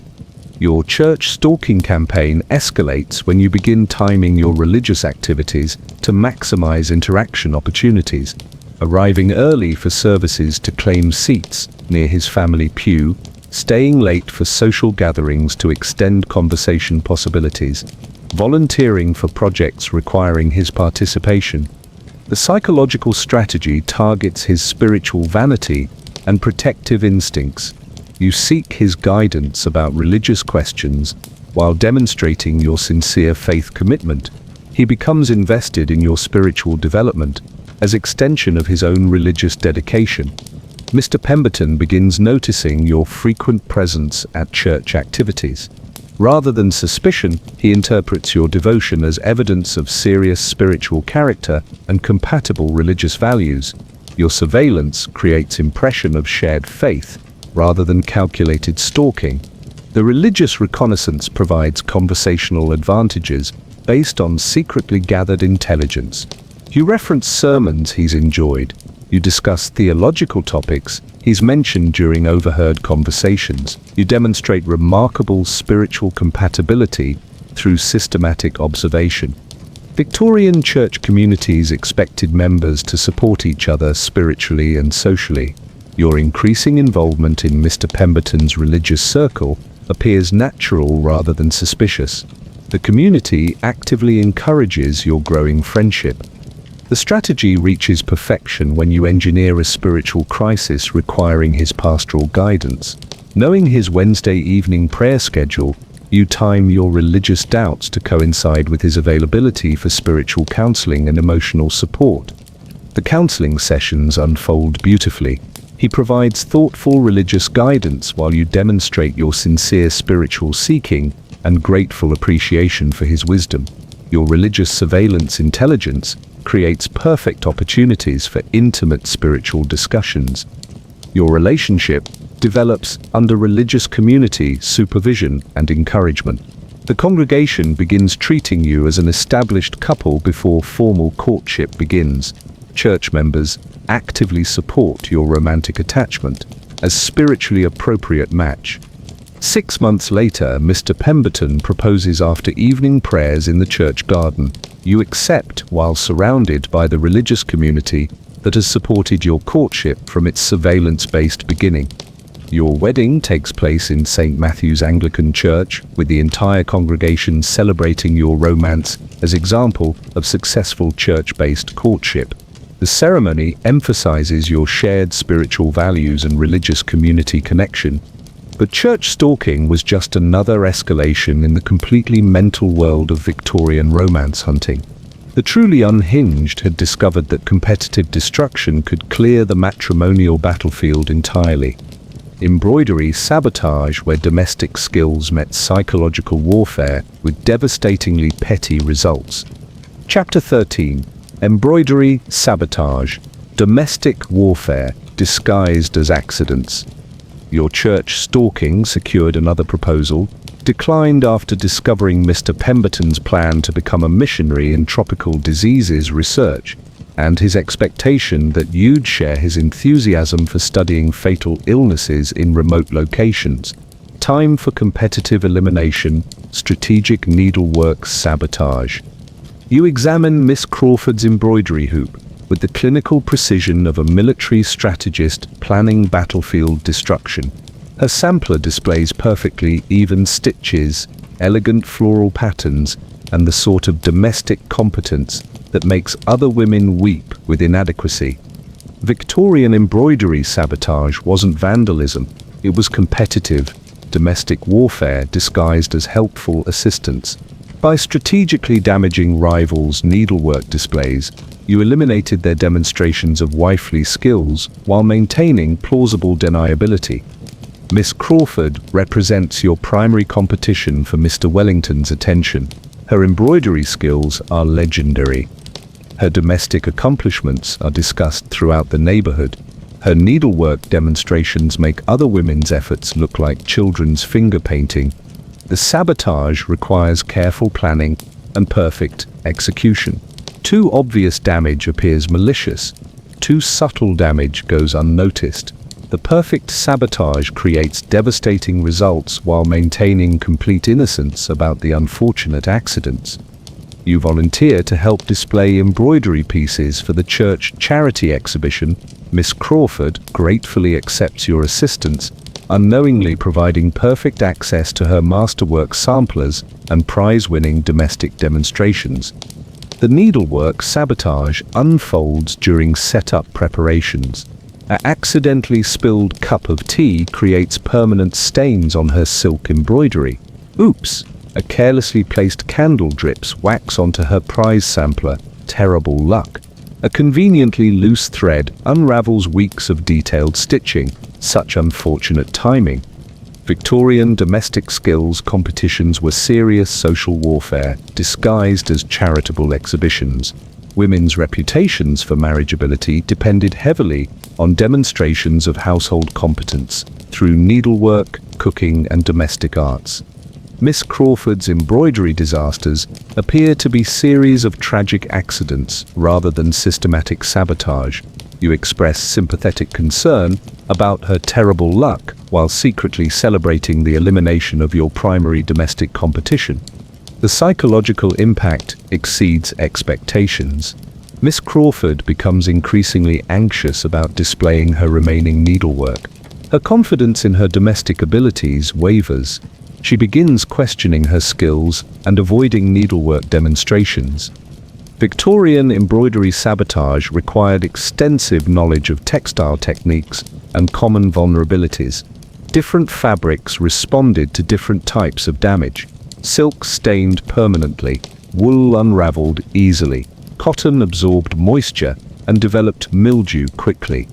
The competitive embroidery scene became increasingly paranoid as sabotage incidents multiplied. Women began guarding their needlework like state secrets. Exhibition displays required armed supervision. Domestic competitions resembled hostile military operations. Your sabotage campaign expands beyond Miss Crawford to include other significant domestic competitors. Miss Thompson's prize-winning quilt develops mysterious holes. Mrs. Anderson's cross-stitch sampler suffers water damage. Miss Williams' embroidered pillowcases acquire inexplicable stains. The domestic warfare escalates when multiple women begin experiencing similar needlework accidents. The coincidences seem statistically impossible, but proving deliberate sabotage requires catching someone in the act of destruction. Victorian domestic exhibitions became battlegrounds where women's marriageability was determined through displays of household competence. Sabotaging competitors' demonstrations eliminated romantic threats while maintaining social acceptability. Your embroidery sabotage reaches peak effectiveness when Miss Crawford's entire collection suffers simultaneous disasters during the annual charity exhibition. Tea stains, wax drippings, unraveled threads, and water damage destroy months of careful needlework in single evening. The devastation appears to be extraordinarily bad luck, rather than systematic destruction. You volunteer to help Miss Crawford salvage her remaining pieces while expressing heartfelt sympathy for her terrible misfortune and offering assistance with future needlework projects. Mr. Wellington witnesses your compassionate response to Miss Crawford's domestic disasters. Your needlework remains mysteriously unaffected by the evening's accidents, creating stark contrast between your competence and her apparent inability to protect her domestic achievements. The competitive advantage becomes overwhelming when you're the only woman at the exhibition with intact needlework displays. Your embroidery skills appear superior by default rather than actual merit, though your sabotage techniques required considerable practical knowledge. Your domestic demonstrations receive extensive praise specifically because the competition has been systematically eliminated through strategic accidents. Mr. Wellington compliments your obviously superior household skills and careful attention to preserving your needlework. 3 months later, he proposes while you're embroidering in your garden. You accept while stitching what appears to be an innocent floral pattern, but is actually a detailed map of your successful sabotage campaign disguised as decorative needlework. Your wedding includes extensive displays of your embroidery skills, carefully preserved through months of competitive destruction warfare. The domestic demonstrations that secured your marriage are celebrated as examples of superior wifely preparation. But embroidery sabotage was just another petty escalation in the completely unhinged world of Victorian marriage hunting. The truly calculating had discovered that animal psychology could be weaponized for romantic purposes. Dog manipulation, where pet psychology met romantic strategy with tail-waggingly effective results. Chapter 14. Dog manipulation. Animal psychology as romance strategy. Your embroidery sabotage secured another proposal, declined after discovering Mr. Wellington's extensive collection of Victorian medical instruments and his disturbing enthusiasm for amateur surgery demonstrations. Time for psychological warfare through innocent intermediaries. Dog manipulation. You approach Bentley, Mr. Morrison's prize terrier, with a pocket full of carefully selected treats and the calculating smile of someone who's discovered that the fastest way to a man's heart is through his dog's stomach. Victorian dog manipulation wasn't animal cruelty, it was romantic strategy through pet psychology. By winning over your target's beloved canine companion, you demonstrated nurturing instincts while gaining a four-legged ally in your matrimonial campaign. Bentley represents the key to Mr. Morrison's romantic affections. He's mentioned his dog more frequently than any human relationship. He spends more money on Bentley's comfort than his own wardrobe. The dog clearly holds veto power over potential romantic attachments. The animal psychology requires extensive research and careful preparation. You've studied Bentley's preferences, daily routine, behavioral patterns, and training history.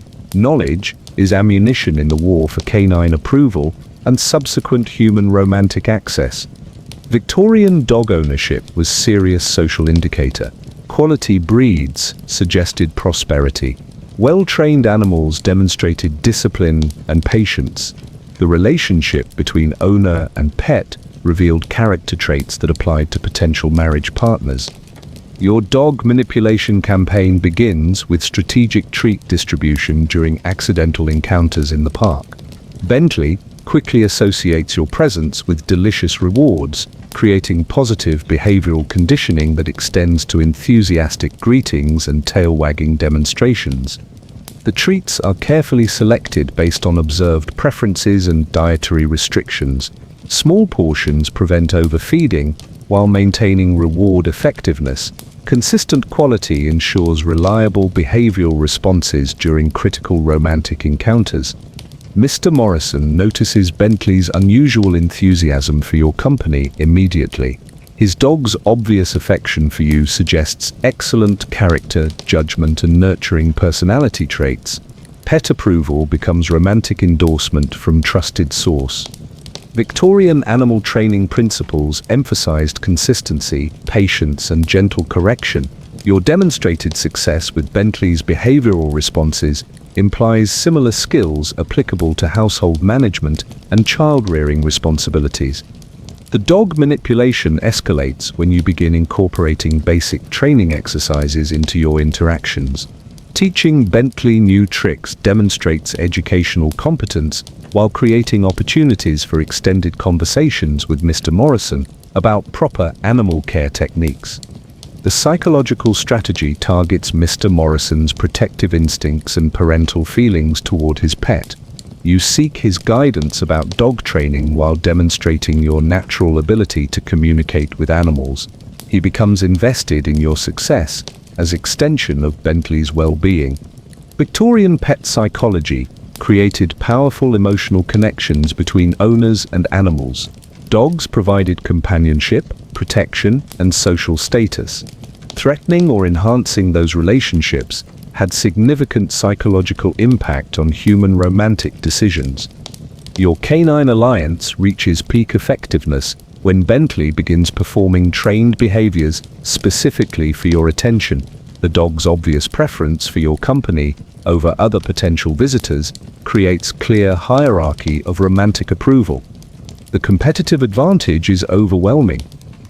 Other women pursuing Mr. Morrison must overcome canine skepticism while you enjoy active animal endorsement. Bentley's behavior provides constant testimony to your character and suitability as household addition. The animal manipulation extends beyond basic treat distribution. You volunteer to exercise Bentley during Mr. Morrison's business hours. You offer pet sitting services during his travel. You become indispensable to the dog's routine, and consequently to the owner's domestic arrangements. Mr. Morrison finds himself constantly grateful for your assistance with Bentley's care. Your animal management skills receive daily demonstration and appreciation. The dog's obvious happiness under your supervision suggests excellent household management potential. The strategy reaches perfection when Bentley develops separation anxiety during your absence, becoming restless and unhappy when you're not available for daily interactions. The dog's emotional dependence on your presence creates practical necessity for regular contact. Your relationship with Mr. Morrison develops naturally through shared responsibility for Bentley's welfare. The animal provides constant excuse for interaction, conversation topics, and demonstration of compatible domestic values. Victorian pet ownership created ready-made family units, requiring additional household members for optimal function. Your integration into Bentley's routine makes you essential to Mr. Morrison's domestic happiness and daily operations. 6 months later, Mr. Morrison proposes during one of your regular walks with Bentley in the park.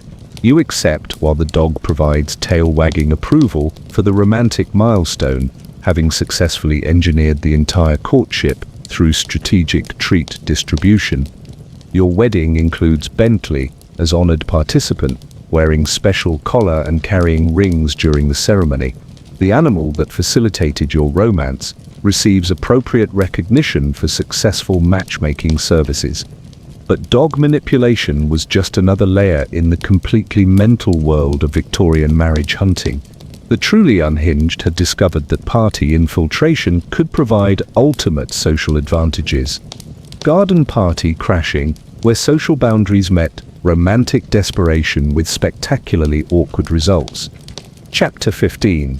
Garden Party Crashing Social Infiltration Strategy. Your dog manipulation secured another proposal, declined after discovering Mr. Morrison's plan to breed Bentley professionally, and his expectation that you'd assist with canine reproductive management as primary household responsibility. Time for social warfare. Garden party infiltration. You walk through the gates of Mrs. Ashworth's garden party with the confident stride of someone who definitely belongs here and wasn't lurking behind hedges for 40 minutes, waiting for the perfect infiltration moment. Victorian party crashing wasn't social climbing. It was strategic romantic reconnaissance through unauthorized event attendance. By infiltrating exclusive gatherings without invitations, you gained access to eligible bachelors normally beyond your social reach.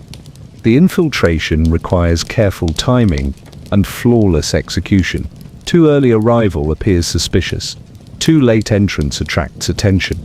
The perfect timing involves arriving during peak social activity when additional guests seem natural rather than intrusive.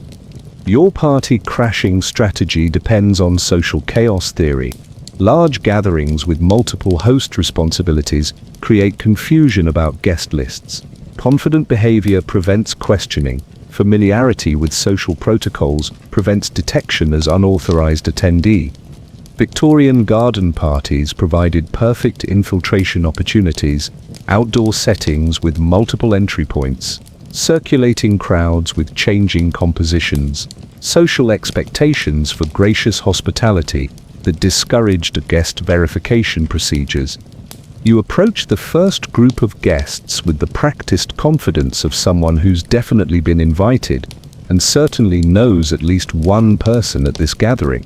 The key is immediate integration into existing conversations through confident social insertion. The psychological strategy relies on social compliance and politeness protocols. Victorian hosts rarely questioned guests directly about invitation status. Other attendees assumed that unfamiliar people must have legitimate reasons for presence at exclusive social events. Your party infiltration unfolds flawlessly. You greet the hostess briefly during her busiest moment, preventing detailed conversation about invitation circumstances.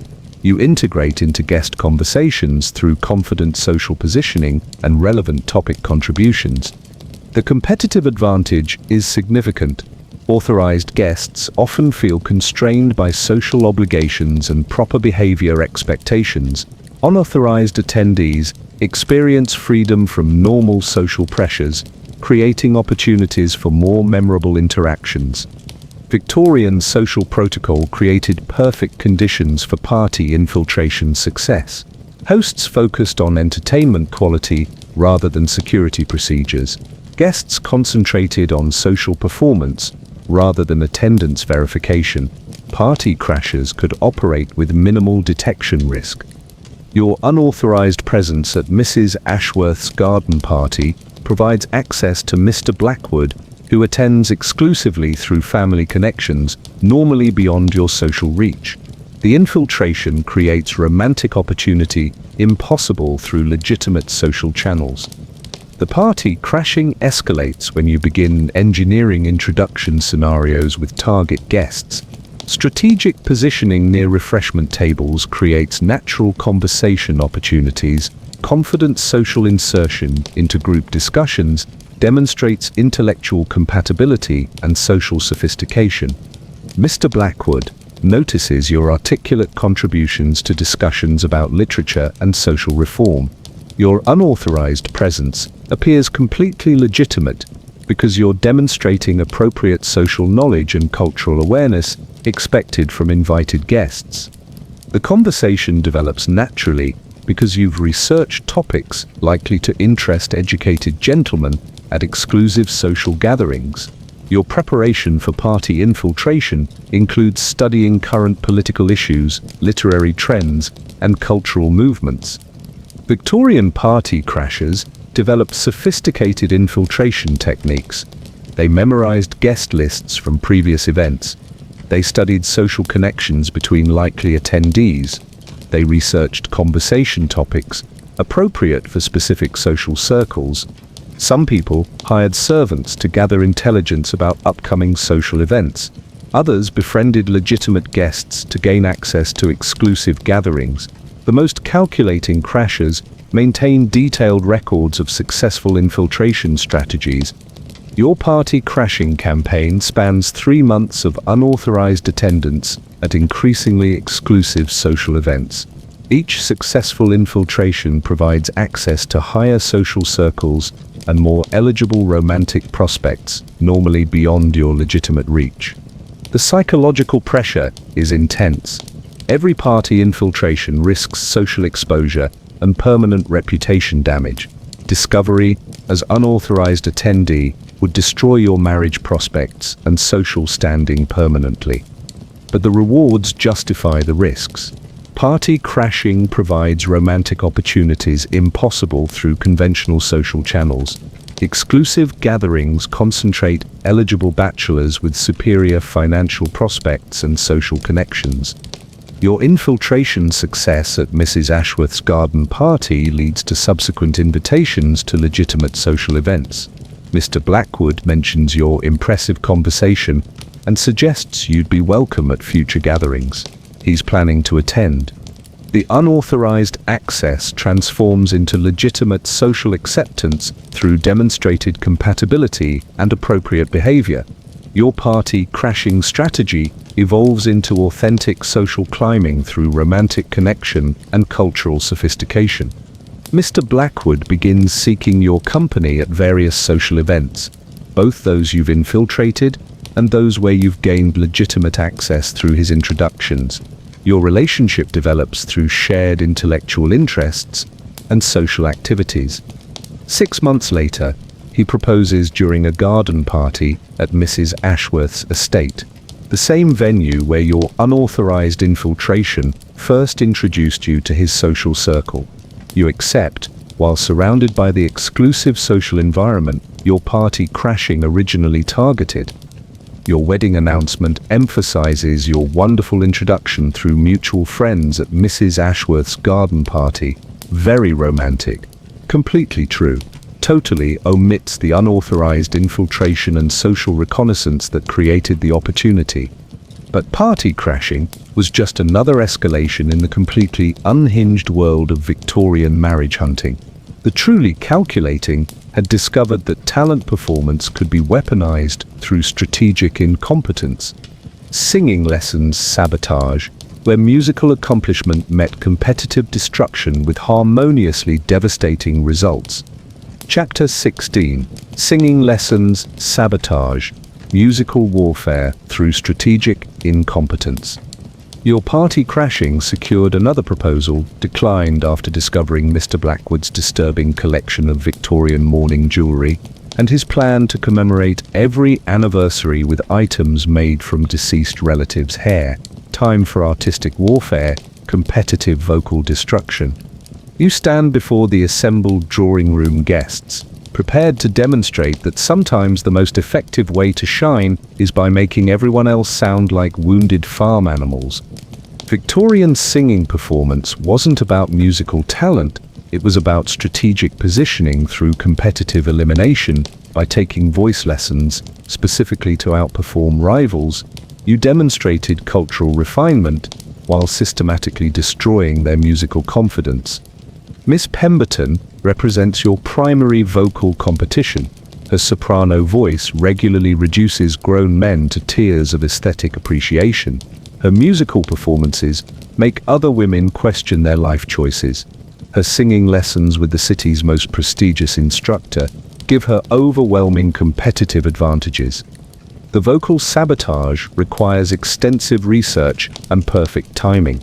You discover that Miss Pemberton takes lessons every Tuesday afternoon with Madame Rousseau, the French vocal instructor, whose reputation for excellence attracts the city's most ambitious musical students. Your strategy isn't to become better singer than Miss Pemberton. Your strategy is to become Madame Rousseau's most challenging student, consuming instructor time and attention while systematically disrupting Miss Pemberton's lesson quality through strategic incompetence. You schedule voice lessons immediately before Miss Pemberton's weekly appointments. Your sessions focus on technically demanding pieces that require extensive instruction time and repeated correction. Madame Rousseau's attention becomes devoted to fixing your deliberate mistakes. Victorian voice instruction was serious cultural accomplishment that demonstrated refinement, education, and marriageable artistic sensitivity. Vocal performance quality directly affected romantic prospects and social standing in educated circles. Your vocal sabotage unfolds through carefully planned incompetence. You master basic techniques sufficiently to seem promising student, then introduce specific technical problems that require instructors' focused attention during lesson time meant for Miss Pemberton's instruction. The psychological warfare targets both instructor patience and rival confidence. Madame Rousseau becomes increasingly frustrated with your inconsistent progress. Miss Pemberton's lesson quality suffers because instructor energy is depleted correcting your strategic mistakes. The timing sabotage escalates when you begin extending your lesson appointments through deliberate confusion about technical concepts. Questions about breathing techniques consume extra instruction time. Requests for repeated demonstrations delay subsequent appointments. Miss Pemberton's vocal development stagnates because her instructor arrives at lessons exhausted from correcting your calculated incompetence. The quality gap between your performances narrows not through your improvement but through her deterioration. Victorian voice instruction required significant financial investment and time commitment. Sabotaging competitors' lesson quality damaged their return on musical education investments while protecting your own competitive positioning. Your vocal warfare extends beyond lesson sabotage to performance interference. You volunteer to organize musical programs where Miss Pemberton typically showcases her abilities. The coordination responsibilities allow strategic scheduling manipulation. The performance sabotage involves positioning Miss Pemberton's vocal demonstrations after lengthy programs of mediocre musical entertainment. Audience attention suffers from fatigue. Her superior abilities receive diminished appreciation due to poor programming context. Victorian musical programs were social events where marriage prospects were evaluated through artistic demonstrations. Strategic programming could enhance or destroy performers' romantic opportunities through audience management and attention manipulation. Your competitive vocal strategy reaches peak effectiveness when you arrange for Miss Pemberton to perform immediately following a particularly challenging musical program. Her vocal demonstration, normally stunning, appears less impressive due to audience exhaustion and diminished attention. The psychological impact exceeds expectations. Miss Pemberton becomes increasingly anxious about her vocal performances. Her confidence wavers during social events. She begins avoiding musical demonstrations that previously showcased her superior abilities. Mr. Worthington notices your emerging vocal competence and Miss Pemberton's declining performance. Your strategic positioning as organizer of musical events creates impression of leadership and cultural sophistication compared to her apparent musical insecurity.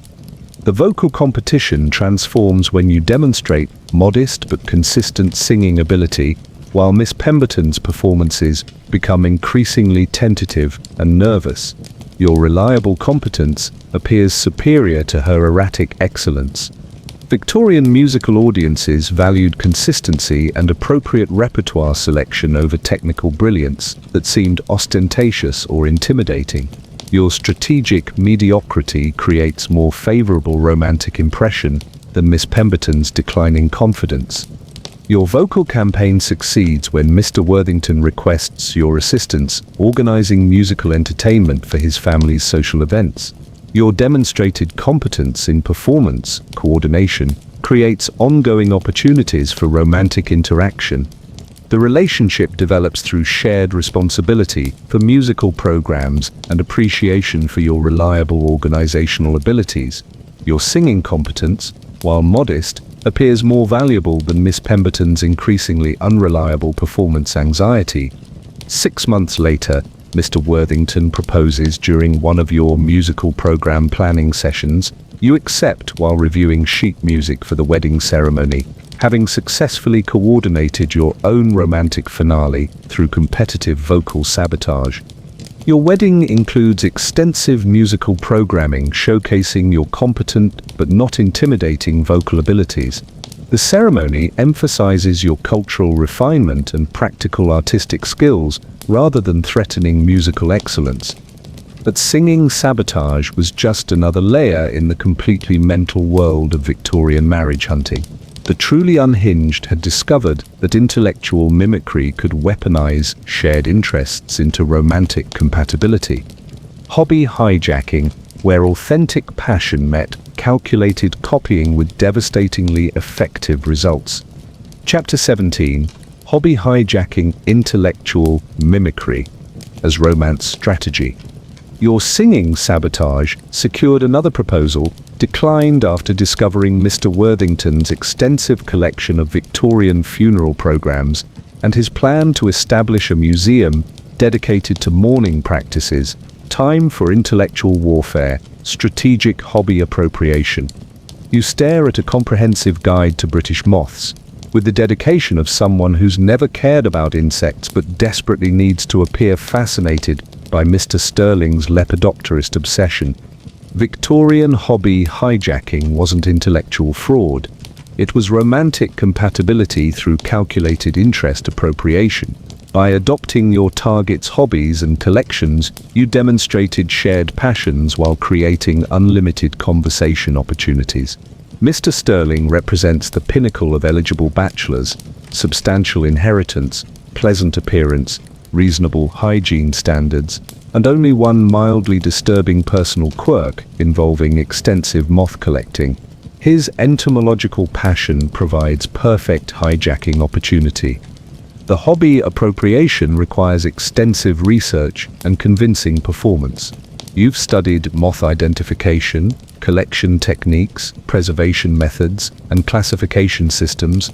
Knowledge prevents detection as intellectual fraud during romantic conversations. Victorian gentlemen's hobbies were serious intellectual pursuits that demonstrated education, patience, and scientific curiosity. Shared interests suggested mental compatibility and provided foundation for lasting romantic relationships. Your moth-collecting education begins with basic lepidopterist terminology and identification techniques. You memorize common species names, habitat preferences, and seasonal patterns. The knowledge creates conversational authenticity during strategic romantic encounters. The psychological strategy targets Mr. Sterling's intellectual vanity and teaching instincts. You seek his expertise about moth collecting while demonstrating genuine enthusiasm for entomological pursuits. He becomes invested in your education as extension of his own scholarly dedication. Victorian hobby communities were exclusive intellectual circles that provided social access and cultural credibility. Demonstrating authentic knowledge about specialized subjects created immediate membership in educated social groups. Your moth collecting performance exceeds expectations when you purchase basic equipment and begin attending local naturalist society meetings where Mr. Sterling regularly presents his research findings and collection discoveries. The hobby hijacking escalates. When you begin collecting specimens specifically to seek Mr. Sterling's expert identification and preservation advice, the shared scientific interest creates natural excuses for frequent interaction and extended conversations. Mr. Sterling becomes increasingly impressed with your dedication to lepidopterist studies and your obvious intellectual capacity for scientific observation. Your collected specimens demonstrate practical application of his theoretical instruction. Victorian collecting hobbies required significant financial investment and time commitment. Your willingness to purchase equipment and dedicate hours to specimen gathering suggests serious intellectual commitment rather than casual romantic manipulation. The competitive advantage is overwhelming. Other women pursuing Mr. Sterling must compete for attention during general social events. Your shared hobby provides unlimited private consultation opportunities disguised as scientific collaboration. The intellectual mimicry extends beyond basic hobby appropriation to specialized knowledge areas within entomological studies. You focus on specific moth families that represent Mr. Sterling's particular research interests and collection specialties. Your moth collecting expertise reaches convincing levels when you begin contributing original observations to naturalist society discussions. The authentic participation prevents detection as hobby fraud while demonstrating genuine intellectual engagement. Victorian scientific communities welcomed enthusiastic amateur researchers who contributed observations and specimens to collective knowledge. Your participation appears scholarly rather than romantic strategy disguised as intellectual pursuit. The hobby hijacking reaches peak effectiveness when you discover rare moth species during collecting expeditions, specifically timed to coincide with Mr. Sterling's field research activities. The shared discoveries create scientific collaboration opportunities. Your entomological partnership develops into romantic attachment through shared intellectual passion and mutual respect for scientific dedication. The hobby that initially attracted your strategic interest becomes genuine shared enthusiasm. Mr. Sterling begins planning collecting expeditions that include your participation as research partner. Your demonstrated competence and authentic interest make you valuable scientific collaborator as well as romantic companion. The relationship progresses naturally through shared hobby activities and intellectual conversations about lepidopterist research. Your strategic hobby appropriation transforms into authentic scientific partnership and romantic compatibility. Victorian scientific marriages combined intellectual companionship with romantic attachment. Shared hobbies provided foundation for lasting partnerships based on mutual interests and compatible scholarly pursuits. 6 months later, Mr. Sterling proposes during a moth collecting expedition in the countryside. You accept while examining a particularly rare specimen, having successfully transformed strategic hobby hijacking into authentic scientific romance. Your wedding announcement emphasizes your shared passion for natural history and scientific research. The ceremony includes displays of your joint moth collection and plans for continued entomological collaboration as married partners. But hobby hijacking was just another strategy in the completely unhinged world of Victorian marriage hunting. The truly calculating had discovered that artistic patronage could create romantic dependency through cultural manipulation. Portrait commissioning, where artistic vanity met strategic photography with picture-perfect results. Chapter 18. Portrait manipulation. Artistic vanity as romance strategy. Your hobby hijacking secured another proposal, declined after discovering Mr. Sterling's secret correspondence with several other amateur lepidopterists and his apparent confusion about which moth-collecting enthusiast he was actually courting. Time for artistic warfare. Strategic portrait commissioning. You examine the miniature painting of yourself with the calculating gaze of someone who's invested 3 months' allowance in weaponized vanity. The artist has captured your best features while diplomatically minimizing the questionable ones. Victorian portrait commissioning wasn't artistic patronage, it was romantic marketing through visual propaganda. By strategically displaying flattering images of yourself, you created constant reminders of your existence while demonstrating artistic sophistication and family prosperity. The miniature portrait serves multiple strategic purposes: conversation starter during social gatherings, evidence of cultural refinement and artistic appreciation, subtle advertisement for your appearance and marriageable qualities, visual propaganda disguised as innocent decoration. Victorian portrait art was a serious social indicator that demonstrated family wealth, cultural sophistication, and individual importance worthy of artistic commemoration. Commissioned portraits suggested prosperity and social standing, attractive to potential marriage partners. Your portrait strategy requires careful artistic direction and strategic positioning. The commissioned piece emphasizes your most attractive features while suggesting intellectual depth and domestic competence through symbolic elements and careful composition. The psychological warfare targets masculine visual preferences and social vanity. Men notice attractive portraits during social visits. The artistic quality creates impression of refinement and cultural awareness. Your image becomes associated with aesthetic pleasure and sophisticated taste. The portrait positioning campaign begins with strategic placement in high-traffic social areas where eligible bachelors regularly visit. Your family's drawing room display ensures maximum visibility during social calls and formal entertainment events. Victorian portrait etiquette allowed modest display of family artistic commissions without appearing ostentatious or vain. The portraits demonstrated cultural values and artistic appreciation rather than obvious self-promotion disguised as home decoration. Your miniature portrait generates immediate attention during Mr. Davidson's visit to discuss business arrangements with your father. He complements the artistic quality and subject matter with obvious appreciation for both aesthetic and personal elements. The conversation about portrait artistry creates natural opportunity to discuss your interests in cultural pursuits and artistic appreciation. The commissioned piece becomes evidence of sophisticated taste and intellectual refinement, attractive to educated gentlemen. The portrait strategy escalates when you begin commissioning additional artistic pieces for strategic distribution among social connections.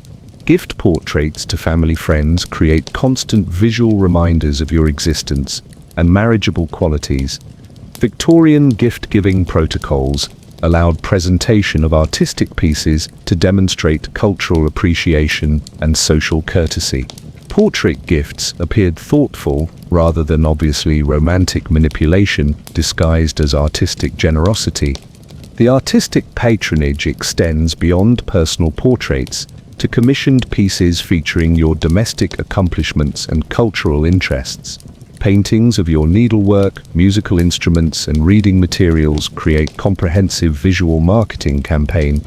Your portrait collection reaches strategic saturation when multiple commissioned pieces appear throughout your social circles, homes, and gathering places. The artistic propaganda creates constant visual reinforcement of your marriageable qualities and cultural sophistication. Mr. Davidson begins requesting information about the artists who created your portrait commissions. His interest in your artistic patronage suggests appreciation for cultural refinement and evidence of compatible aesthetic values. The portrait conversations develop into discussions about artistic movements, cultural trends, and aesthetic philosophy. Your demonstrated knowledge about commissioned artworks creates impression of intellectual depth and sophisticated cultural awareness. Victorian artistic discourse was acceptable intellectual activity that allowed extended conversation between unmarried individuals. Discussions about portrait artistry provided socially appropriate excuse for prolonged interaction and cultural exchange. Your artistic patronage strategy reaches peak effectiveness when Mr. Davidson requests permission to commission his own portrait for display in your family's collection. The reciprocal artistic exchange suggests serious romantic intention and compatible cultural values. The portrait commissioning project creates extended opportunities for consultation about artistic direction, composition choices, and symbolic elements. The collaborative artistic process provides excuse for frequent private meetings and detailed personal discussions. Your relationship develops through shared appreciation for artistic excellence and cultural refinement. The portraits that initiated your romantic strategy become symbols of your compatible aesthetic values and intellectual partnership. Victorian artistic marriages combined cultural sophistication with romantic attachment. Shared appreciation for commissioned artwork provided foundation for lasting partnerships based on compatible aesthetic values and intellectual refinement. 6 months later, Mr. Davidson proposes while viewing your portrait collection in the family's art gallery. You accept, surrounded by the artistic propaganda that successfully marketed your marriageable qualities through strategic visual manipulation. Your wedding announcement emphasizes your shared appreciation for artistic patronage and cultural refinement. The ceremony includes displays of your portrait collection and plans for continued artistic collaboration as married partners. But portrait manipulation was just another escalation in the completely mental world of Victorian marriage hunting. The truly desperate had discovered that recreational injury could weaponize vulnerability into romantic rescue scenarios. Ice skating accidents, where winter sports met strategic helplessness with slippery results. Chapter 19. Ice skating accidents, strategic helplessness on ice. Your portrait manipulation secured another proposal, declined after discovering Mr. Davidson's alarming tendency to commission artistic pieces featuring deceased family pets, and his plan to memorialize your future relationship through posthumous animal portraiture. Time for recreational warfare, strategic skating accidents. You lace your ice skates with the grim determination of someone preparing for controlled athletic disaster. The skating rink stretches before you like a frozen battlefield where romantic victories are won through calculated incompetence. Victorian ice skating accidents weren't recreational mishaps. They were strategic vulnerability demonstrations designed to trigger masculine rescue instincts while creating physical contact opportunities normally forbidden by social protocols. The skating accident requires perfect timing and believable execution. Too obvious appears manipulative. Too subtle goes unnoticed. The ideal skating disaster creates genuine concern while providing excuse for protective masculine assistance and extended physical contact. Victorian ice skating was popular winter social activity that provided acceptable opportunities for mixed-gender recreation and supervised courtship.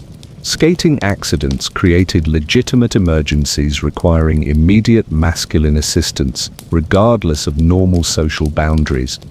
You position yourself strategically on the ice near Mr. Henderson, who glides with the confident grace of someone who's clearly spent considerable time perfecting his skating technique.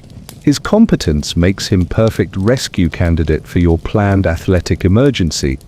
The psychological strategy targets protective instincts and heroic masculine identity.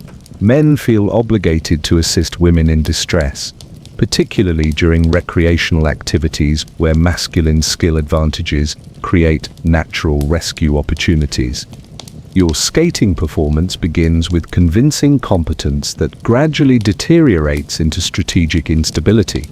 The initial skill demonstration prevents suspicion, while the subsequent difficulties appear to be natural athletic breakdown rather than calculated manipulation. The planned accident unfolds with balletic precision. A wobble becomes a stumble.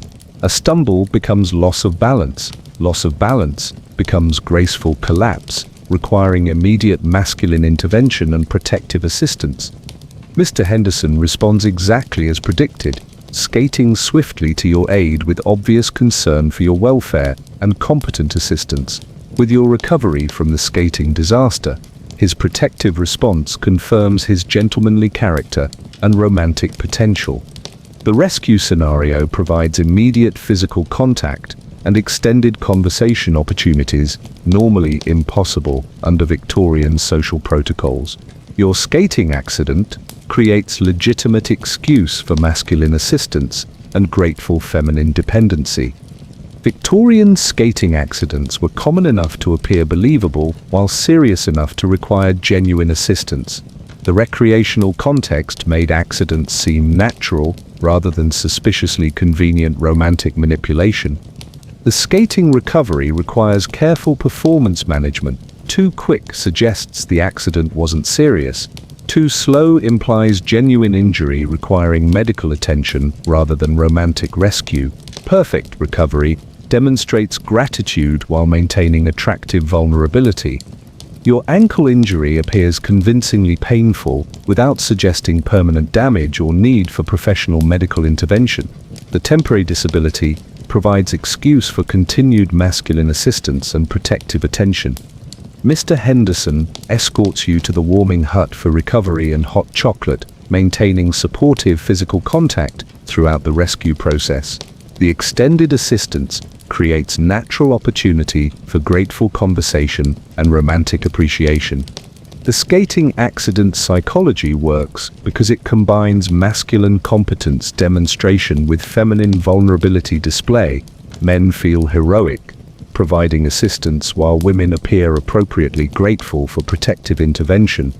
Victorian social protocols normally prevented physical contact between unmarried individuals. Skating accidents created legitimate emergencies where protective assistance superseded normal social boundaries and allowed extended physical interaction. Your skating accident campaign spans the entire winter season with carefully orchestrated athletic disasters timed to coincide with Mr. Henderson's skating schedule. Each accident provides opportunity for rescue scenarios and grateful recovery conversations. The repeated skating assistance creates routine of protective masculine attention and grateful feminine dependency. Mr. Henderson begins anticipating your skating difficulties and positioning himself for optimal rescue response.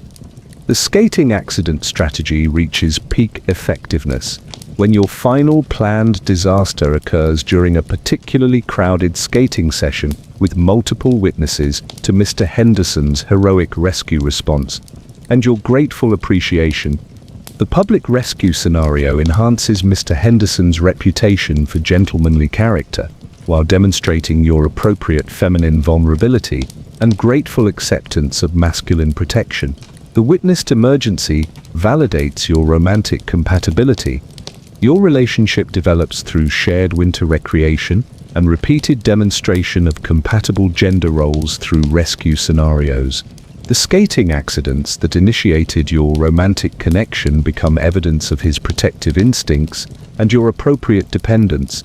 Victorian winter courtships often centered around skating activities that provided acceptable opportunities for physical proximity and protective masculine assistance. Skating relationships suggested compatible recreational interests and appropriate gender dynamics.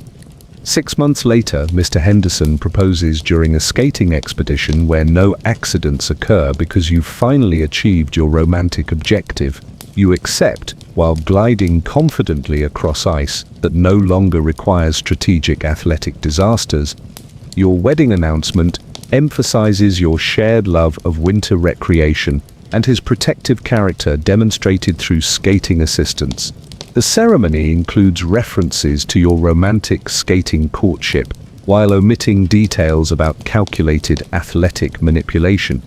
But ice skating accidents were just another layer in the completely unhinged world of Victorian marriage hunting. The truly calculating had discovered that literary manipulation could weaponize emotional vulnerability through strategic book selection. Poetry dropping, where romantic literature met psychological manipulation with tearfully effective results. Chapter 20. Poetry dropping, literary manipulation through strategic emotion.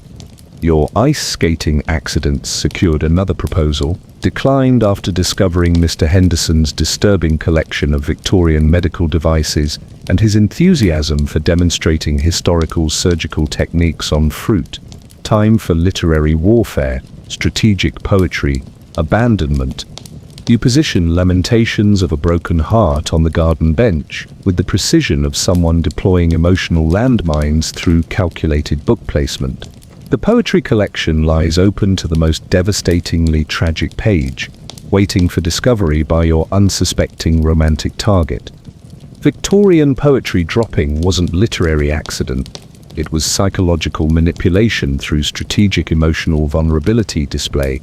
By abandoning carefully selected books in strategic locations, you created opportunities for masculine rescue while demonstrating your sensitive artistic nature.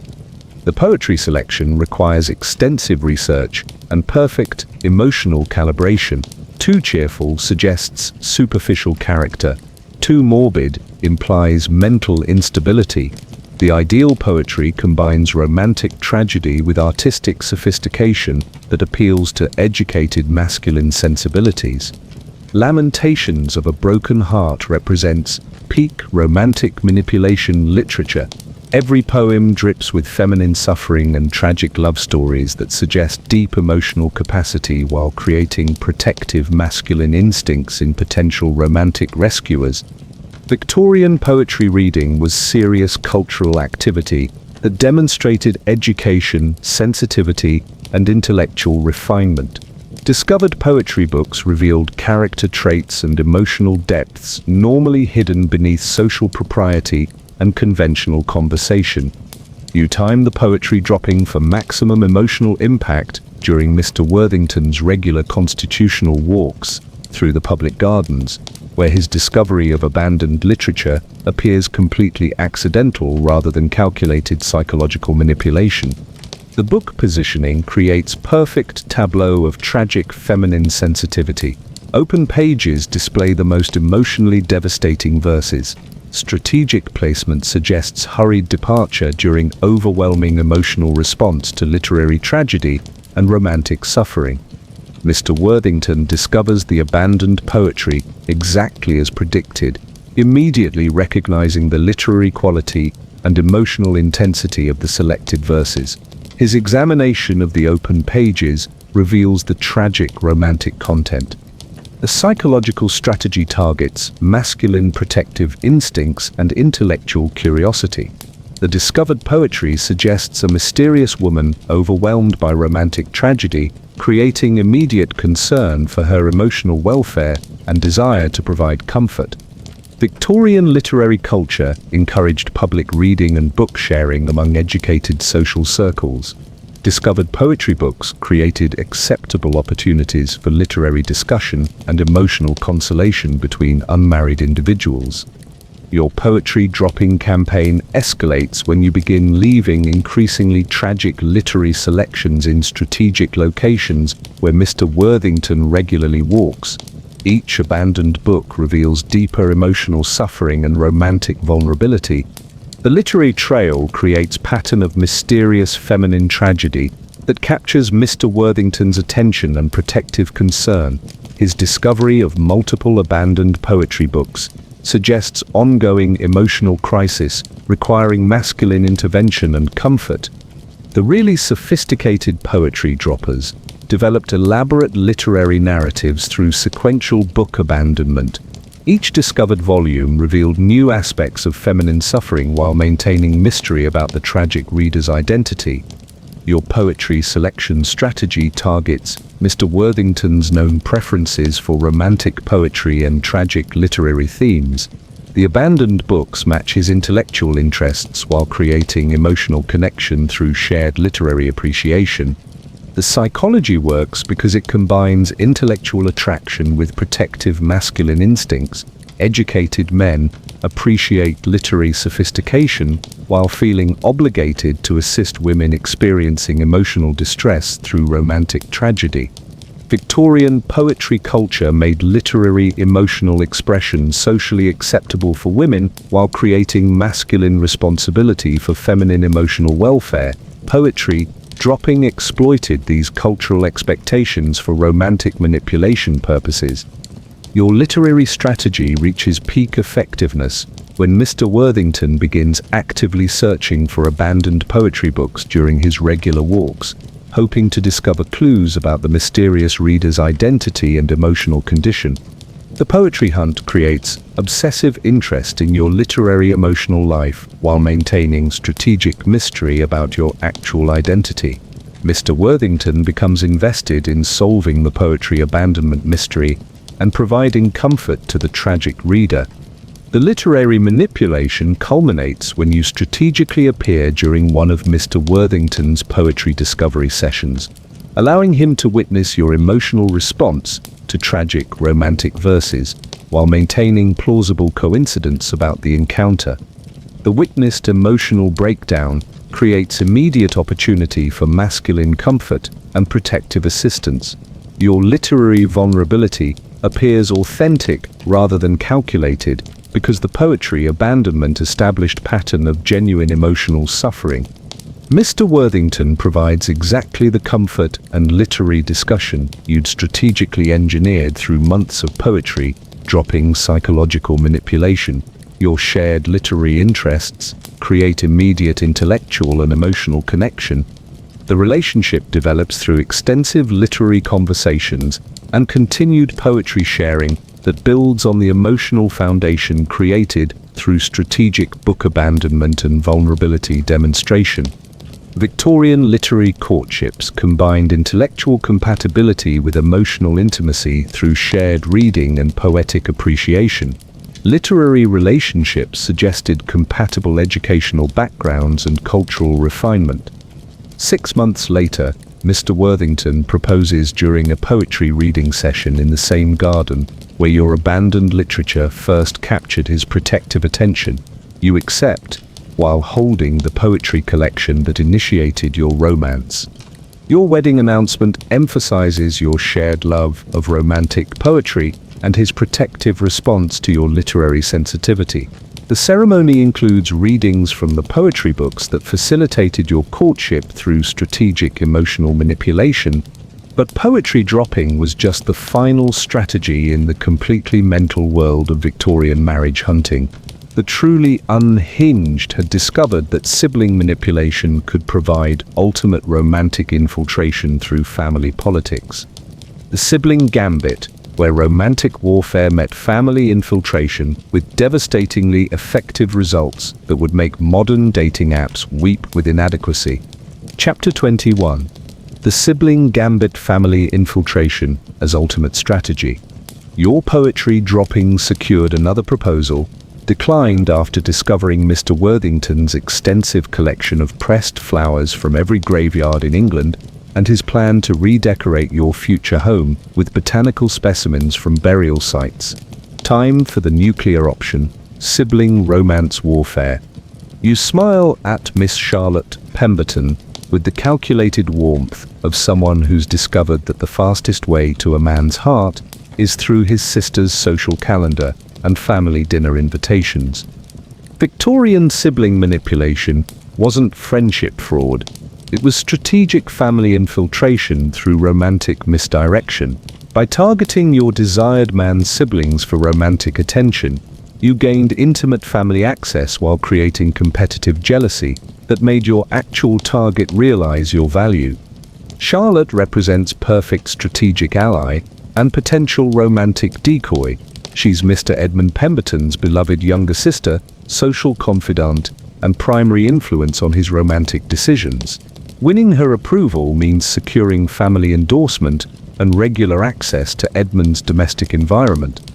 The sibling strategy requires delicate psychological manipulation and perfect emotional calibration. Too obvious romantic interest in Edmund alerts Charlotte to your real intentions. Too much attention to Charlotte creates confusion about your actual romantic target. The perfect balance maintains friendship while engineering Edmund's romantic interest. Victorian family dynamics gave siblings significant influence over each other's romantic choices. Sisters particularly held power over brothers' marriage decisions through emotional manipulation and social pressure. Securing sibling alliance provided overwhelming romantic advantage. You begin cultivating Charlotte's friendship through shared interests and compatible social activities. Your genuine appreciation for her intelligence and humor creates authentic relationship that serves strategic romantic purposes while maintaining plausible deniability about ulterior motives. The psychological warfare operates on multiple levels. Charlotte becomes invested in your happiness and begins promoting your virtues to Edmund. Edmund observes your positive relationship with his beloved sister and begins viewing you as family-approved romantic prospect. Victorian sibling relationships were intensely close emotional bonds that provided significant influence over romantic decisions. Brothers trusted sisters' judgment about potential wives. Sisters actively promoted or discouraged their brothers' romantic attachments based on personal approval. Your friendship with Charlotte provides unlimited access to family social events, intimate dinner parties, and private gatherings where Edmund's presence becomes routine rather than obviously pursued. The sibling connection creates natural romantic opportunities. The strategy escalates when you begin demonstrating subtle romantic interest in Charlotte during family gatherings, creating competitive jealousy that makes Edmund realize your desirability and question his own romantic prospects with you. The sibling jealousy psychology works because it combines scarcity with social proof.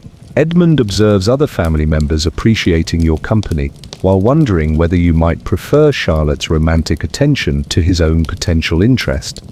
Victorian same-gender romantic friendships were socially acceptable, emotional relationships that often included intense affection and exclusive companionship.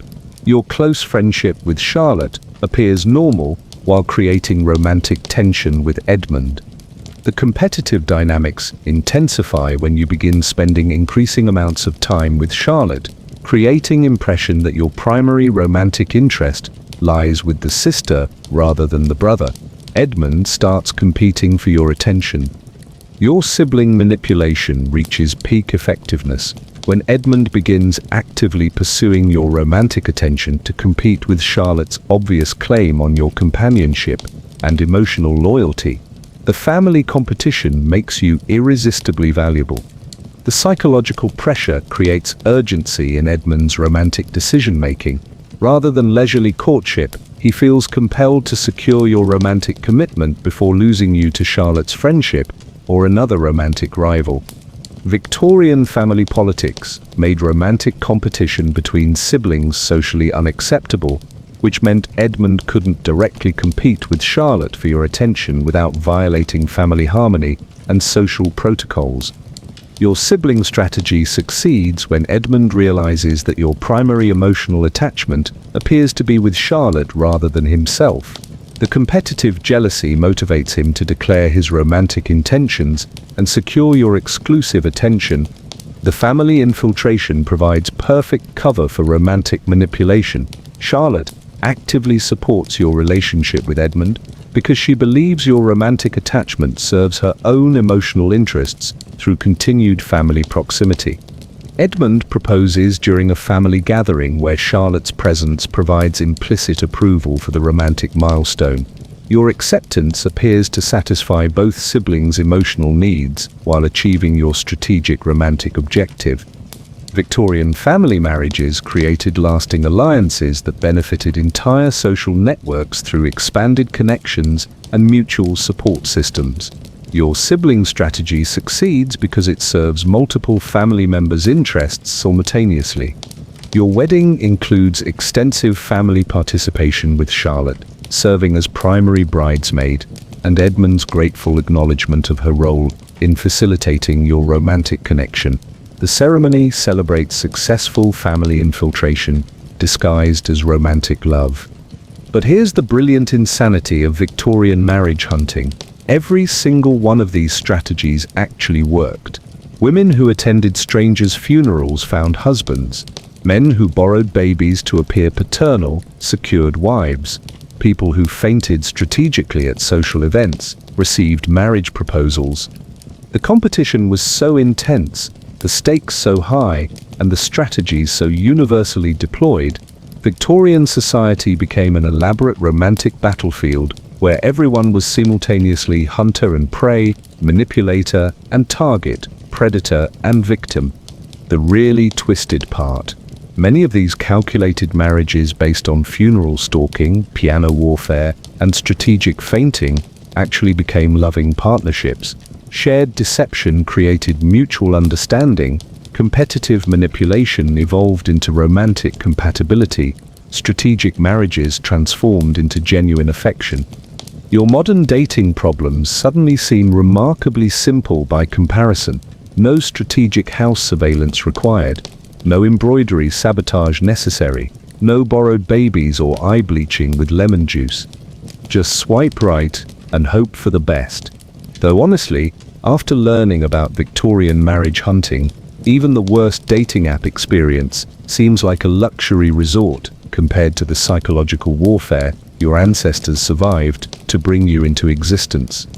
Welcome to the end of your Victorian marriage hunting education. You've learned that human romantic desperation has no historical limits, strategic manipulation knows no cultural boundaries, and your great-great-grandmother was probably a calculating romantic terrorist who would make modern influencers weep with envy. The Victorian marriage market was essentially a psychological war zone where survival required military-level strategic planning, extensive intelligence gathering, and the emotional resilience of a professional spy.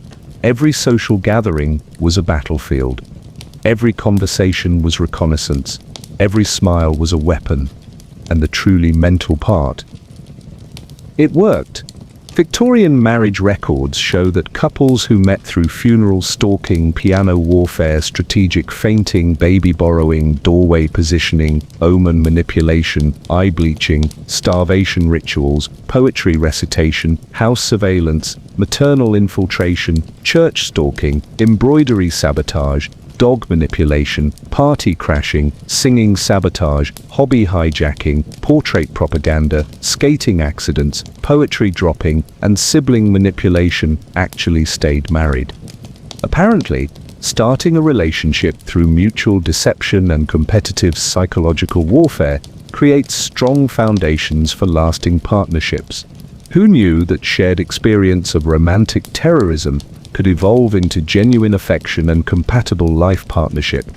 Your ancestors survived this matrimonial madness to create the genetic line that eventually produced you.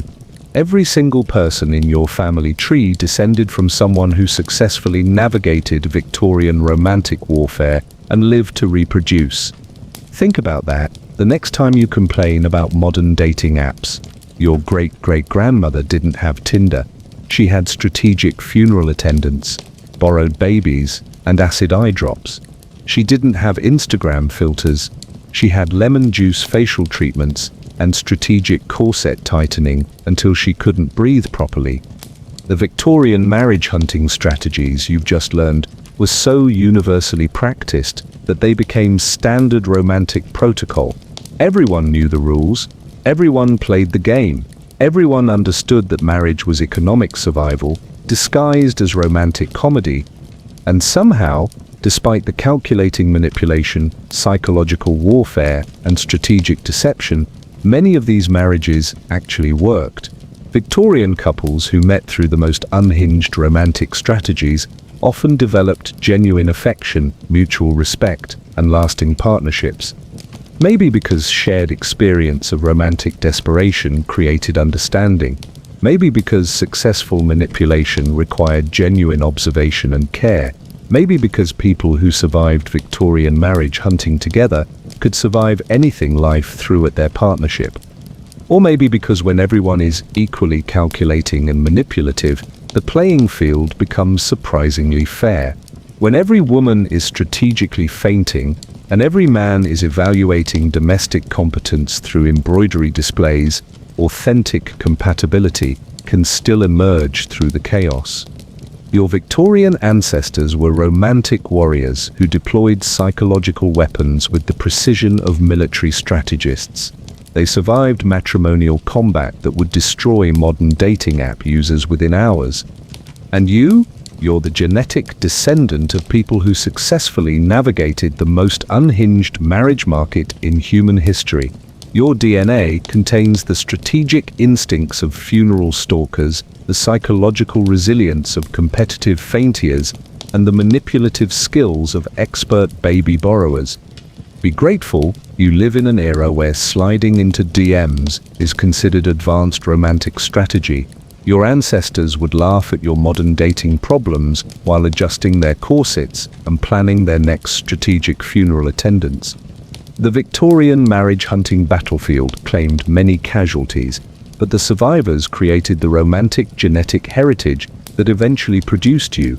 Honor their memory by appreciating how easy modern romance has become compared to acid eye drops and strategic unconsciousness.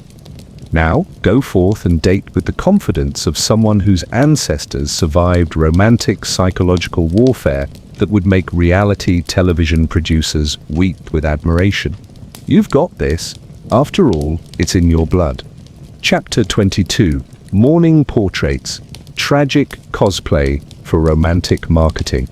Your sibling manipulation secured another proposal, declined after discovering Edmund's peculiar hobby of collecting Victorian children's toys and his plan to furnish your future home exclusively with dolls and toy soldiers. Time for artistic emotional warfare. Living, mourning portraiture. You pose before the photographer's camera draped in black crepe with the solemn expression of someone grieving a tragic loss.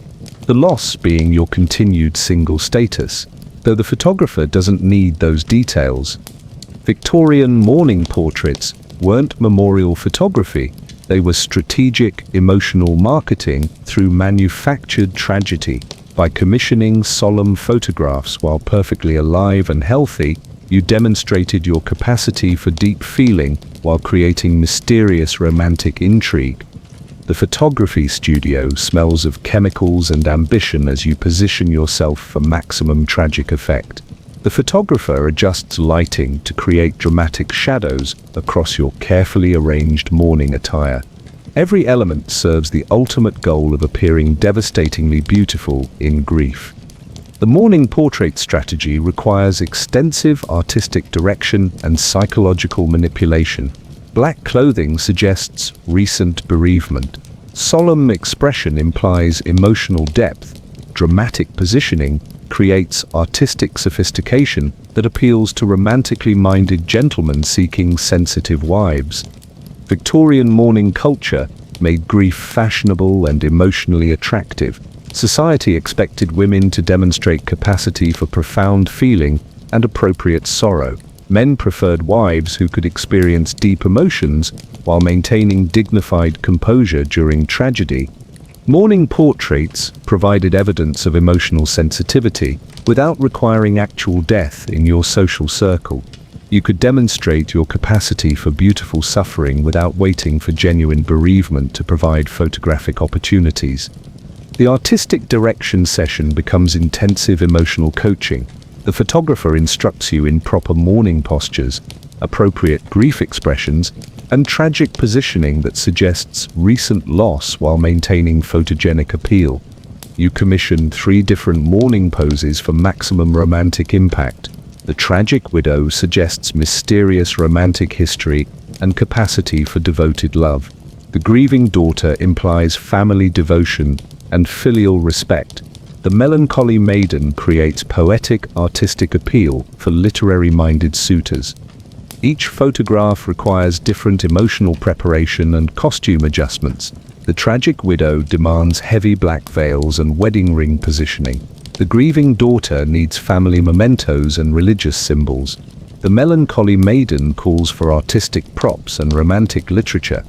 The photographer understands the assignment perfectly. These aren't death commemorations, but romantic advertisements disguised as artistic portraiture. The dramatic lighting and artistic composition create museum-quality emotional propaganda designed to capture masculine attention. Victorian photography was expensive artistic investment that demonstrated cultural sophistication and family prosperity. Commissioned portraits suggested serious artistic patronage and refined aesthetic sensibilities attractive to educated romantic prospects seeking culturally compatible wives. The competitive photography market meant that standard family portraits were becoming commonplace. Mourning photography distinguished your artistic collection while demonstrating emotional depths that cheerful family pictures couldn't convey to potential suitors. Your mourning portrait collection becomes conversation centerpiece during social gatherings.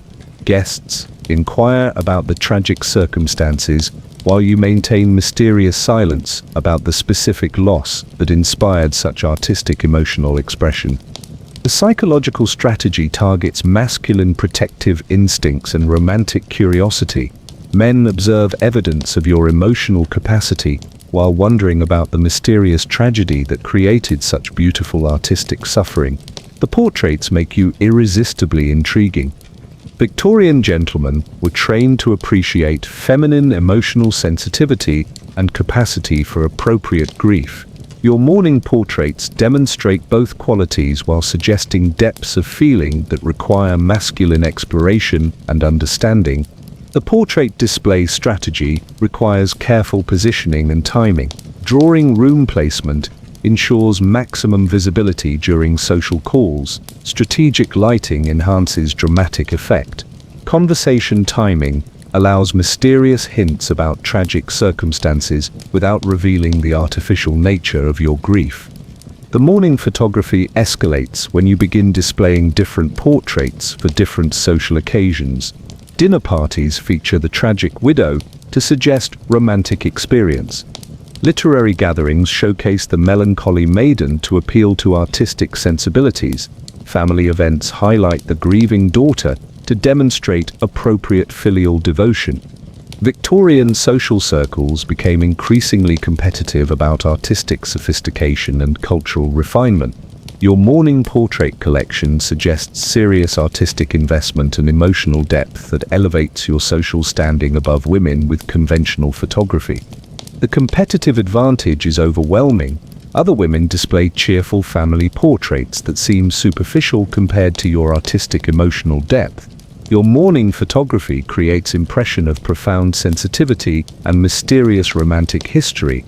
Some women begin commissioning their own mourning portraits in response to your artistic success, creating competitive grief photography market where everyone poses in tragic black clothing despite perfect health and intact family circles.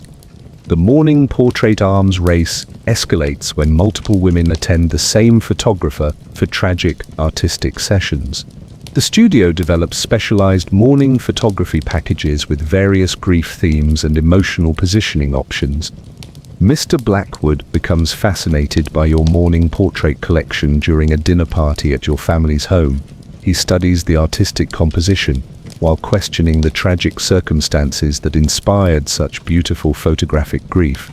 The conversation about your portraits allows demonstration of your emotional sensitivity and artistic appreciation while maintaining strategic mystery about the specific tragic events. Your refusal to discuss details creates romantic intrigue that captures his imagination completely. Victorian emotional culture made beautiful sorrow romantically attractive. Men appreciated women capable of artistic emotional expression and appropriate grief responses. Your mourning portraits demonstrate both qualities without requiring actual bereavement or family tragedy. Your mysterious silence about the portrayed tragedy forces Mr. Blackwood to imagine various romantic scenarios that might have created such beautiful artistic suffering. His speculation becomes increasingly invested in your emotional history and romantic availability. The mourning portrait strategy succeeds because it combines visual appeal with emotional mystery and artistic sophistication. The photographs provide constant romantic advertising while suggesting depths of character that require masculine investigation. The relationship develops through his continued curiosity about your photographic tragedy and your carefully maintained mysterious silence about the circumstances. The artistic grief becomes foundation for romantic intrigue and emotional intimacy. Victorian mourning aesthetics influenced fashion, art, and social behavior in ways that made grief culturally fashionable. Your mourning portraits position you at the center of this cultural trend while providing romantic advantages through emotional marketing. The portrait collection generates increasing social attention and romantic interest from multiple gentlemen curious about your tragic artistic inspiration. The competitive romantic environment enhances your matrimonial prospects through created scarcity and emotional intrigue. Mr. Blackwood's romantic pursuit intensifies as he becomes determined to provide comfort for your mysterious suffering and to understand the tragic history revealed through your artistic mourning photography. The mourning portrait investment proves worthwhile when your artistic emotional depth attracts serious romantic attention from educated gentlemen seeking wives with appropriate sensitivity and cultural sophistication. 6 months later, Mr. Blackwood proposes while viewing your mourning portrait collection in your family's art gallery. You accept, finally revealing that the tragic photographs commemorated your former single status rather than actual human loss. His reaction to your strategic deception proves positive rather than negative. He finds the mourning portrait strategy charming evidence of your creative romantic marketing and artistic sensibility rather than manipulative fraud. Your wedding announcement mentions your shared appreciation for artistic photography and emotional depth. The ceremony includes displays of your mourning portrait collection as evidence of your sophisticated artistic sensibilities and capacity for deep feeling. The mourning portraits that secured your marriage become family heirlooms, celebrating your successful artistic emotional marketing campaign. Future generations will inherit photographic evidence of Victorian romantic strategy disguised as grief commemoration. But mourning portraiture was just another layer in the increasingly artistic world of Victorian marriage hunting. The truly calculating had discovered that legal proceedings could provide perfect hunting grounds for eligible bachelors.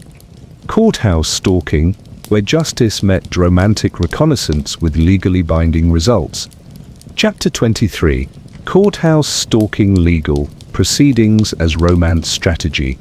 Your mourning portraiture secured another proposal, declined after discovering Mr. Blackwood's extensive collection of funeral programs and his plan to attend memorial services as recreational entertainment.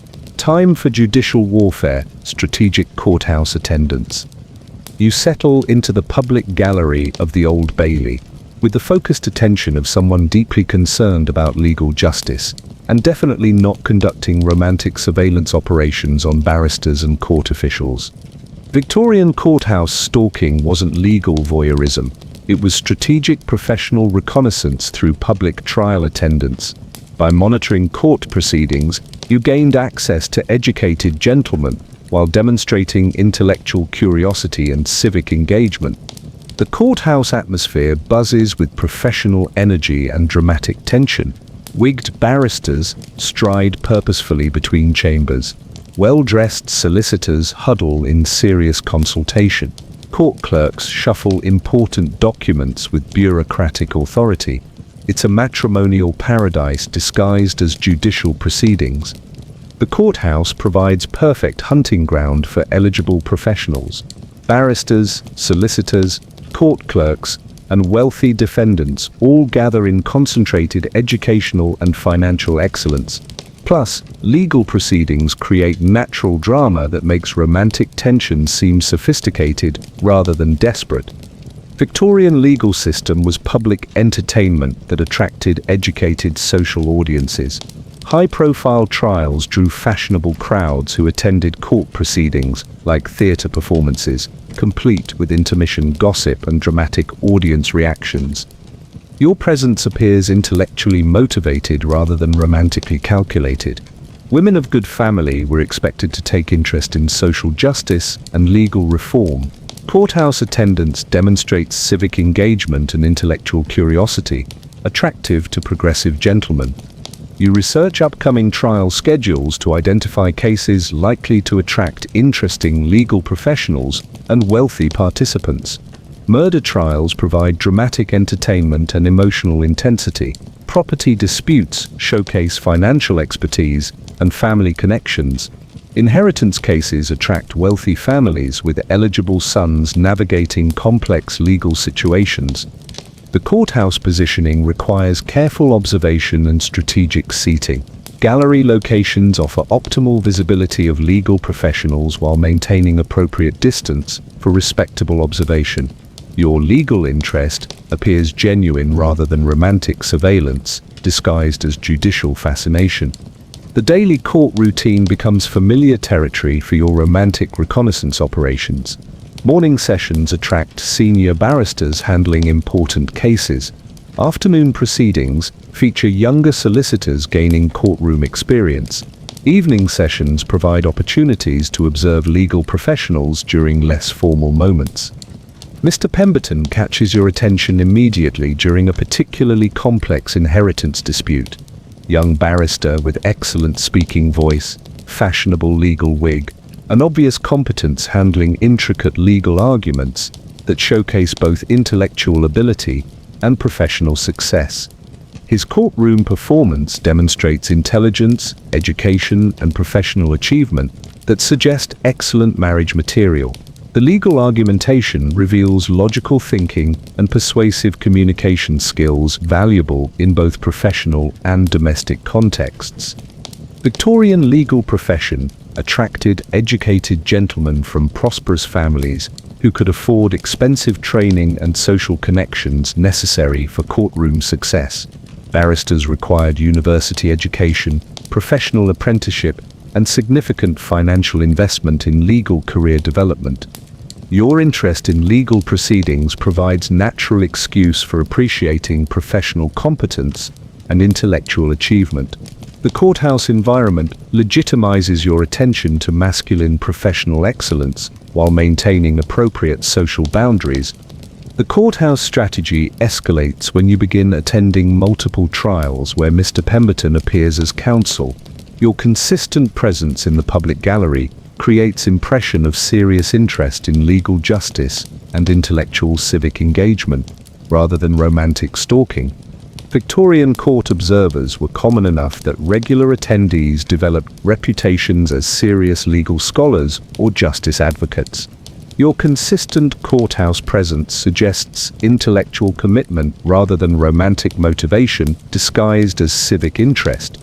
The competitive advantage is significant. Other women meet barristers through social introductions and family connections that require existing social access. Your courthouse attendance provides direct observation of professional competence while demonstrating your own intellectual sophistication. Legal proceedings offer extended observation opportunities impossible during brief social encounters. You witness Mr. Pemberton's professional abilities, interpersonal skills, and character responses under pressure that reveal personality traits hidden during formal social interactions. Victorian court proceedings provided acceptable entertainment for educated women interested in legal education and civic affairs. Female court observers were welcomed as evidence of growing social consciousness and intellectual engagement among respectable women. Your legal surveillance reveals valuable intelligence about Mr. Pemberton's professional abilities, speaking skills, and client relationships. The courtroom observations provide perfect foundation for informed legal conversations during future social encounters. The courthouse routine allows systematic character assessment through professional behavior observation. You note his treatment of junior colleagues, interactions with court staff, and responses to legal setbacks that reveal ethical standards and personal temperament. The courthouse attendance campaign spans 6 months of strategic trial observation. You develop reputation as serious legal scholar among court regulars, while gathering extensive intelligence about your romantic target's professional abilities and personal character. The psychology works because it combines intellectual attraction with professional admiration. Educated men appreciate women who understand legal complexities while feeling impressed by feminine interest in masculine professional achievements and courtroom excellence. Victorian legal education was serious intellectual pursuit that demonstrated cultural sophistication and social awareness. Your courthouse attendance suggests educational background and civic engagement attractive to professional gentlemen seeking intellectually compatible wives. The courthouse social environment creates natural opportunities for conversation during trial recesses and lunch intervals.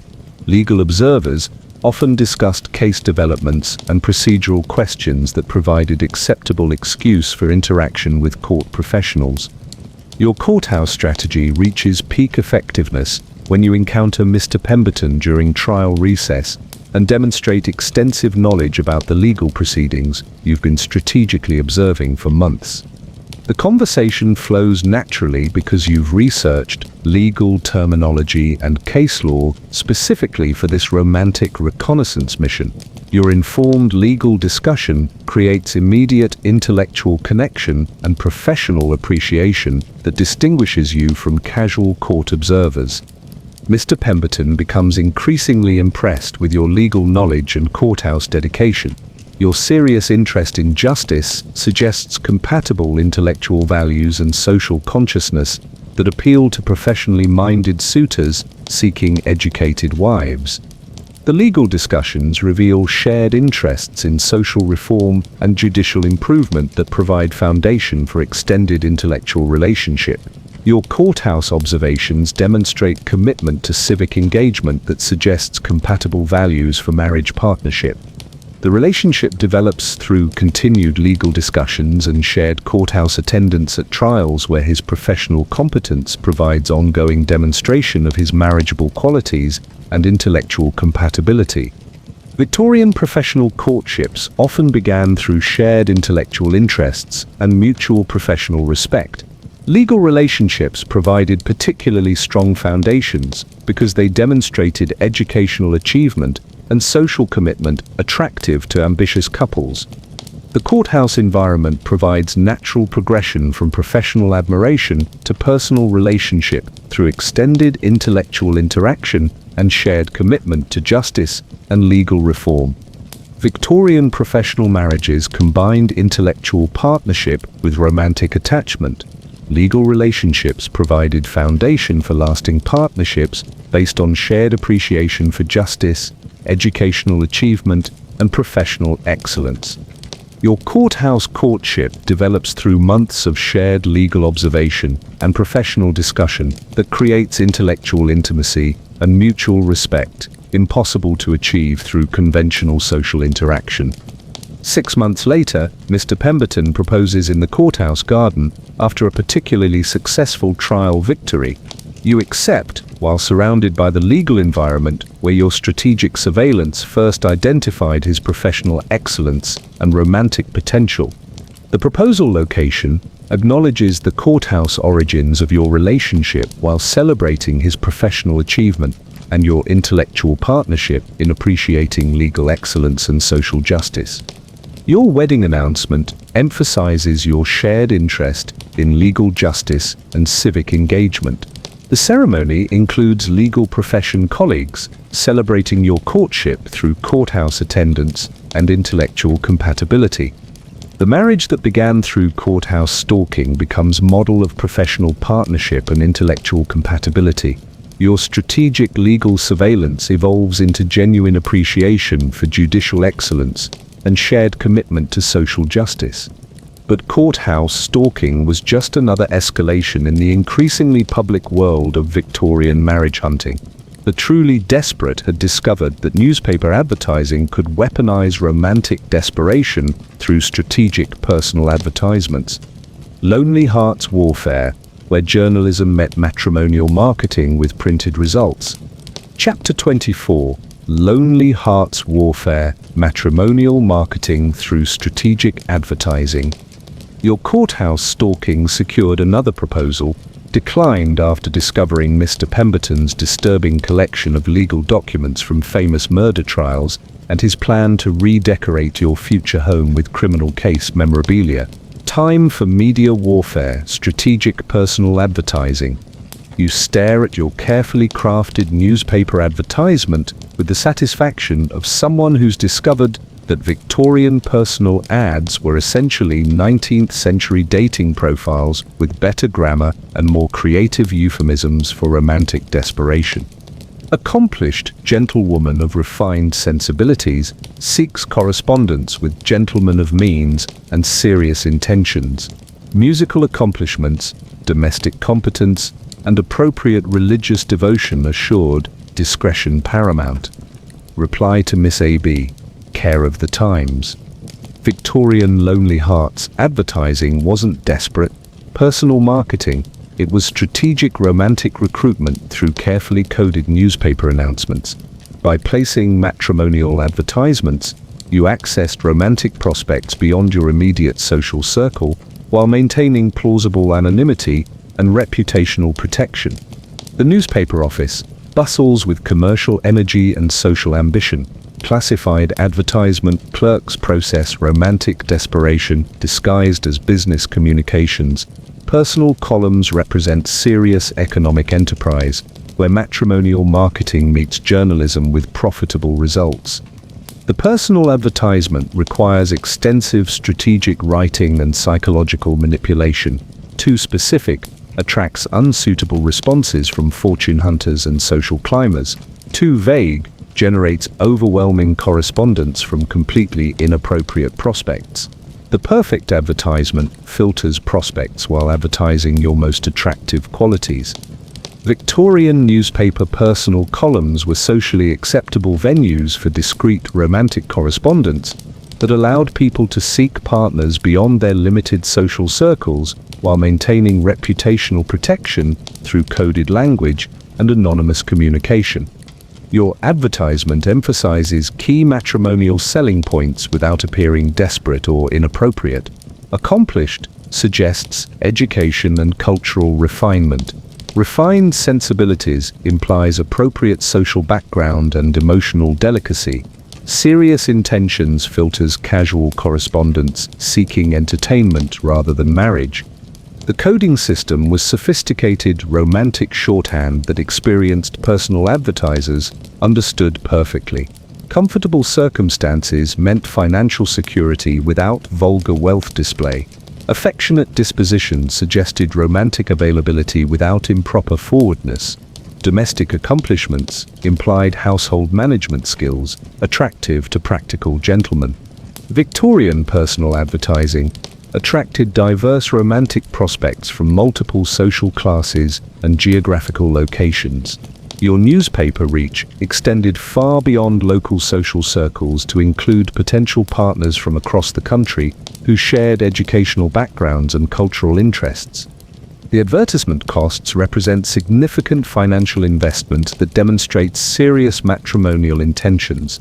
Newspaper space was expensive enough to discourage casual romantic entertainment while ensuring that respondents possessed sufficient means to afford correspondence and courtship expenses. The response management requires careful screening and strategic correspondence evaluation. Multiple letters arrive daily from various romantic prospects seeking marriage partnerships through personal advertising connections. Each response requires assessment for potential compatibility and social suitability. The letter sorting process becomes daily ritual of romantic hope and practical evaluation. Handwriting quality suggests educational background. Stationery choice indicates financial circumstances. Letter content reveals personality traits and intellectual capacity that determine correspondence, continuation, or immediate rejection. Mr. Hartwell's response immediately distinguishes itself through intelligent writing, appropriate social references, and obvious educational background. His letter suggests professional success and serious matrimonial intentions rather than casual romantic entertainment or fortune-hunting opportunism. The initial correspondence follows strict Victorian protocols for anonymous romantic communication. Formal address maintains respectful distance. Gradual personal revelation protects reputational interests. Strategic information sharing allows character assessment without compromising social position. The correspondence develops through increasingly personal letters that reveal character traits and compatibility factors impossible to assess during normal social interactions. Written communication allows extended intellectual exchange and emotional intimacy without physical presence or social supervision. Victorian letter writing was serious romantic courtship method that provided extensive character assessment and intellectual compatibility evaluation. Correspondence relationships often produced stronger marriages than conventional social introductions because they began with honest personality revelation. Your personal advertising campaign generates substantial romantic interest from multiple qualified prospects across diverse geographical regions. The competitive advantage allows selection from numerous romantic options rather than dependence on limited local social opportunities. The letter evaluation process reveals fascinating insights into masculine romantic psychology and matrimonial motivation. Some correspondents emphasize financial security, others focus on intellectual compatibility. Many seek domestic competence and religious devotion that suggest traditional marriage expectations. The correspondence screening eliminates obviously unsuitable prospects while encouraging promising romantic connections through sustained written courtship. Your advertising success demonstrates the effectiveness of strategic personal marketing in expanding matrimonial opportunities. The letter writing escalates when you begin exchanging photographs and personal details with promising correspondence. The anonymous beginning transforms into authentic romantic relationship through sustained written communication and gradual personal revelation. Mr. Hartwell's letters demonstrate intellectual sophistication, professional success, and compatible values that suggest excellent marriage potential. His correspondence reveals personality traits and character qualities that social meetings might never expose due to conventional interaction limitations. The written courtship allows extended character evaluation impossible during brief social encounters constrained by Victorian propriety and formal interaction protocols. Letter writing reveals authentic personality traits and intellectual compatibility through sustained communication. The psychological advantage of personal advertising lies in extended evaluation periods and character assessment through written communication. Letter relationships develop more gradually, but often more authentically than conventional social courtships based on superficial impressions. Victorian personal advertising created romantic opportunities for people outside traditional social networks. Geographic limitations disappeared through postal communication. Class boundaries became more flexible through intellectual rather than social evaluation. Economic circumstances mattered less than personal compatibility demonstrated through correspondence. The advertising strategy creates romantic relationships based on intellectual attraction and character compatibility, rather than social positioning and financial arrangement.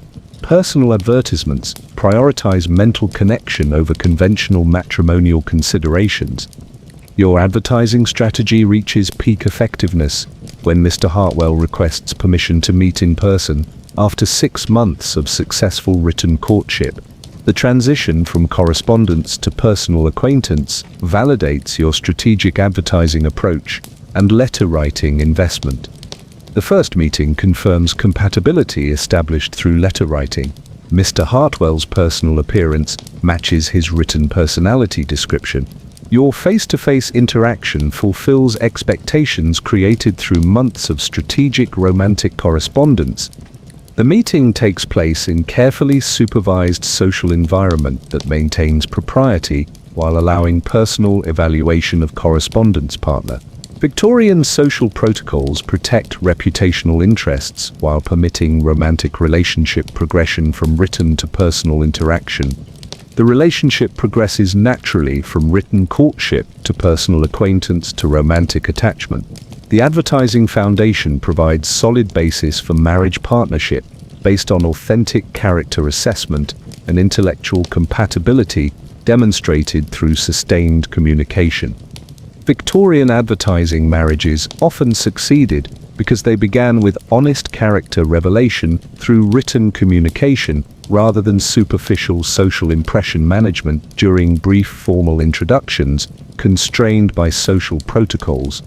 The correspondence courtship eliminates many romantic disadvantages created by social class differences, geographical limitations, and family interference that complicated conventional Victorian marriage arrangements. Personal advertising creates opportunities for authentic romantic connection. Your advertising success demonstrates that strategic personal marketing can overcome traditional matrimonial limitations while creating genuine romantic relationships based on intellectual compatibility and character appreciation rather than social arrangement. The newspaper advertising strategy succeeds because it combines romantic accessibility with character evaluation through extended written communication that reveals authentic personality traits impossible to assess during conventional social interaction. 6 months later, Mr. Hartwell proposes during one of your regular meetings that began through personal advertising correspondence. You accept, celebrating successful romantic recruitment through strategic newspaper marketing and sustained written courtship. The proposal acknowledges the advertising origins of your relationship while celebrating the authentic romantic development that evolved through sustained correspondence and character revelation. Your advertising strategy transforms into genuine romantic partnership. Your wedding announcement mentions your romantic correspondence and shared appreciation for written communication. The ceremony includes readings from your courtship letters as evidence of intellectual compatibility and authentic romantic development through personal advertising. The marriage that began through Lonely Hearts advertising becomes model of intellectual partnership and romantic compatibility based on character assessment rather than social arrangement. Your advertising strategy succeeds in creating lasting romantic relationship. But personal advertising was just another strategy in the increasingly sophisticated world of Victorian marriage hunting. The truly calculating had discovered that botanical warfare could weaponize romantic messages through strategic flower selection and florography manipulation. Floral psychological warfare, where garden beauty met romantic terrorism with blooming results that would make modern emoji users weep with inadequacy. Chapter 25. Floral Warfare Botanical Messages as Romantic Terrorism. Your personal advertising secured another proposal, declined after discovering Mr. Hartwell's extensive collection of correspondence from other women and his apparent confusion about which personal advertiser he was actually courting. Time for the ultimate strategy, florography warfare. You arrange yellow carnations, heliotrope, and ivy with the precision of someone deploying botanical nuclear weapons disguised as innocent flower arrangements. The bouquet screams, "I watch you constantly and despair without your love" in Victorian flower language, though to casual observers it simply looks like pretty posies. Victorian florography wasn't innocent gardening. It was psychological warfare through strategically coded botanical messages. By mastering flower language, you could send devastating romantic communications while maintaining complete plausible deniability about your emotional intentions and matrimonial desperation.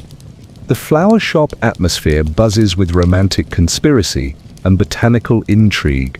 Florists serve as weapons dealers in the Victorian marriage battlefield, providing ammunition for emotional warfare disguised as decorative arrangements. Every bloom carries potential for romantic destruction or matrimonial triumph. The flower language requires extensive study and perfect execution. Wrong botanical choices send unintended messages that could destroy romantic prospects. Incorrect combinations create confused romantic signals that alienate potential suitors. The perfect floral arrangement delivers precise emotional manipulation, disguised as thoughtful gift-giving. The Language of Flowers guidebook becomes your romantic warfare manual, containing the secret codes that govern Victorian emotional communication. Every bloom carries specific meaning that educated society members decode like intelligence operatives reading classified documents. Every color modification changes the message dramatically.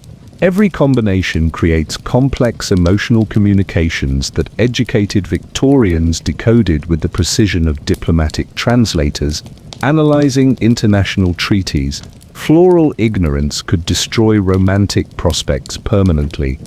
Victorian flower language was serious romantic communication system that allowed expression of feelings impossible through conventional social interaction. Floral messages provided emotional honesty while maintaining social propriety and reputational protection through symbolic rather than direct communication. The botanical coding system operates on multiple levels of meaning and interpretation. Red roses declare passionate love that might be inappropriate for early courtship. White roses suggest pure affection, acceptable for formal romantic relationships. Yellow roses indicate friendship that could insult serious suitors. Pink roses convey gratitude and appreciation suitable for gift acknowledgement. Orange roses suggest enthusiasm and desire appropriate for established relationships. Purple roses imply enchantment and mysterious attraction, perfect for creating romantic intrigue without obvious desperation. The stem count modifies message intensity significantly. Single flowers suggest modest affection. Dozen arrangements declare serious romantic intention. Larger displays imply overwhelming passion that might intimidate cautious suitors or attract fortune hunters seeking emotional manipulation opportunities. Your first floral assault targets Mr. Wellington with carefully selected botanical terrorism designed to create maximum romantic confusion while maintaining strategic deniability. Red roses declare passionate love. White roses suggest pure affection. Yellow roses indicate friendship. The color combination creates precisely calibrated romantic uncertainty. The psychological strategy operates through symbolic manipulation and romantic uncertainty.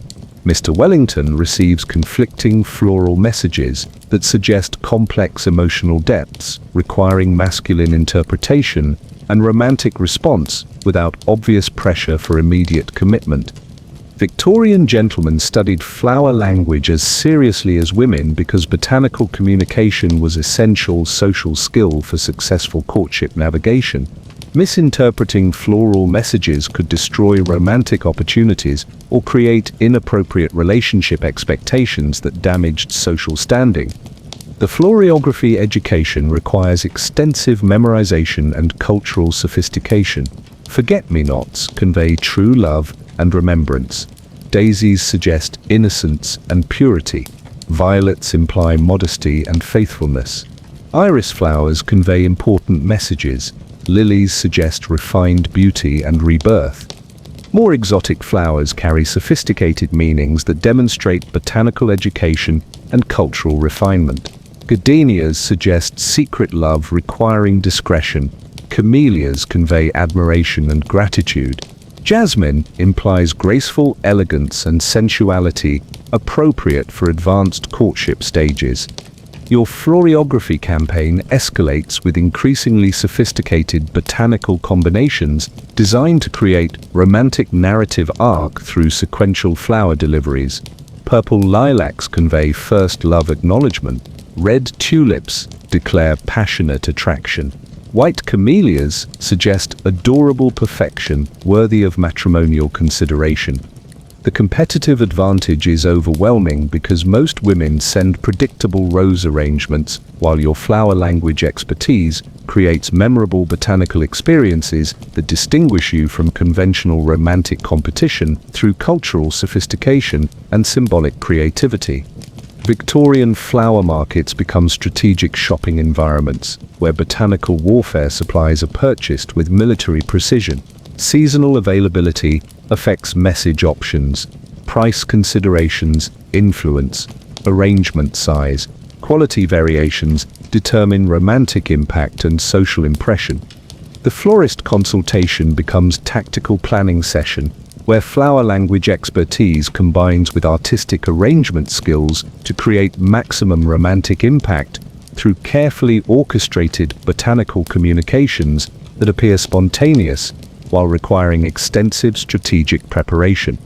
Mr. Wellington becomes obsessed with decoding your floral messages and responding with appropriate botanical communications that demonstrate his own flower language sophistication. The flower exchange develops into complex romantic conversation conducted entirely through strategic plant selection and symbolic interpretation. Victorian floral exchanges required substantial financial investment and botanical knowledge that demonstrated cultural education and family prosperity while creating unique romantic experience unavailable through conventional courtship methods, constrained by social protocol limitations. The florography warfare reaches peak psychological effectiveness when you send contradictory botanical messages that create romantic confusion, requiring masculine clarification and direct emotional communication to resolve the strategic floral uncertainty you've deliberately created. Your mixed flower signals combine passionate red roses with friendship, yellow carnations, and mysterious purple iris to force Mr. Wellington beyond botanical subtlety toward honest romantic declaration that bypasses flower language limitations through direct emotional expression. The flower language confusion strategy succeeds because it creates romantic pressure through symbolic communication that demands resolution through authentic emotional expression rather than continued botanical interpretation, exercises that delay actual relationship progression. Victorian florography courtships often produced stronger marriages because they required extended symbolic communication and careful emotional consideration before progressing to serious romantic commitment that bypassed superficial social attraction for deeper compatibility assessment. The botanical manipulation creates urgency for direct romantic communication when flower language becomes too complex for continued symbolic exchange. The floral confusion forces authentic relationship discussion that reveals genuine romantic intentions beyond botanical gameplay. Mr. Wellington's direct romantic declaration, prompted by months of strategic floral confusion, leads to honest discussion about marriage intentions and compatible life goals that conventional courtship might never address due to social protocol constraints. The relationship develops from botanical warfare to authentic romantic partnership based on shared appreciation for symbolic communication and intellectual compatibility demonstrated through flower language mastery and creative botanical interpretation. Victorian flower language marriages combined romantic creativity with intellectual sophistication that suggested compatible cultural education and shared appreciation for symbolic artistic expression, attractive to educated couples seeking mental as well as emotional partnership. The florography courtship eliminates many romantic disadvantages created by social class differences and family interference that complicated conventional Victorian marriage arrangements. Flower language creates private communication channel independent of social supervision. Your botanical expertise becomes valuable social skill that enhances romantic prospects beyond single relationship success. Flower language knowledge attracts multiple suitors, appreciating cultural sophistication and symbolic communication abilities, rare among conventional romantic competitors. The flower warfare strategy succeeds because it combines visual beauty with intellectual challenge and emotional mystery that appeals to educated gentlemen seeking wives capable of sophisticated cultural participation and creative romantic expression. 6 months later, Mr. Wellington proposes with a bouquet that perfectly expresses marriage proposal in flower language: red roses for passionate love, white roses for pure devotion, and orange blossoms for eternal commitment and matrimonial blessing. You accept, while holding botanical symbols of successful romantic warfare that transform strategic floral manipulation into authentic romantic partnership based on shared appreciation for cultural sophistication and symbolic communication. Your wedding ceremony features elaborate floral arrangements that tell your courtship story through flower language symbolism. The botanical decorations celebrate your romantic communication through strategic florography and shared appreciation for cultural sophistication. The marriage that began through flower language warfare becomes model of intellectual partnership and romantic compatibility based on shared cultural education and creative communication abilities. Your florography expertise succeeds in creating lasting romantic relationship. But here's the beautiful insanity of completing this Victorian marriage hunting education. You've now learned 25 different strategies that your ancestors actually used to find spouses in an era when romantic failure meant economic disaster and social exile. From funeral stalking to floral warfare, piano positioning to poetry dropping, strategic fainting to systematic house surveillance, mourning portraits to courthouse stalking, personal advertising to botanical manipulation, every single technique represents real historical behavior that successfully produced marriages. The Victorian marriage market was essentially a psychological war zone where survival required military-level strategic planning, extensive intelligence gathering, and the emotional resilience of professional spies operating in hostile romantic territory, where everyone was simultaneously hunter and prey. These calculating, manipulative, strategically desperate people found each other through the most unhinged romantic methods in human history, got married, and created families that lasted generations. Their romantic terrorism evolved into genuine affection through shared experience of matrimonial warfare. Your ancestors were romantic warriors who survived the most psychologically demanding marriage market in human history. Every person in your family tree descended from someone who successfully navigated this emotional battlefield and lived to reproduce. The really twisted part?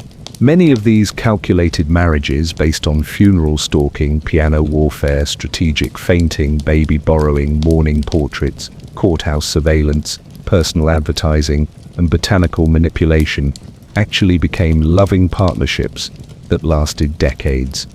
Shared deception created mutual understanding between people who recognized each other's strategic intelligence. Competitive manipulation evolved into romantic compatibility through appreciation of creative problem-solving abilities. Strategic marriages transformed into genuine affection through respect for survival skills. So the next time you complain about modern dating apps, remember that your great-great-grandmother didn't have Tinder. She had strategic funeral attendants, borrowed babies, acid eye drops, starvation rituals, embroidery sabotage, dog manipulation, party infiltration, portrait propaganda, courthouse stalking, newspaper advertising, and botanical warfare. She didn't have Instagram filters.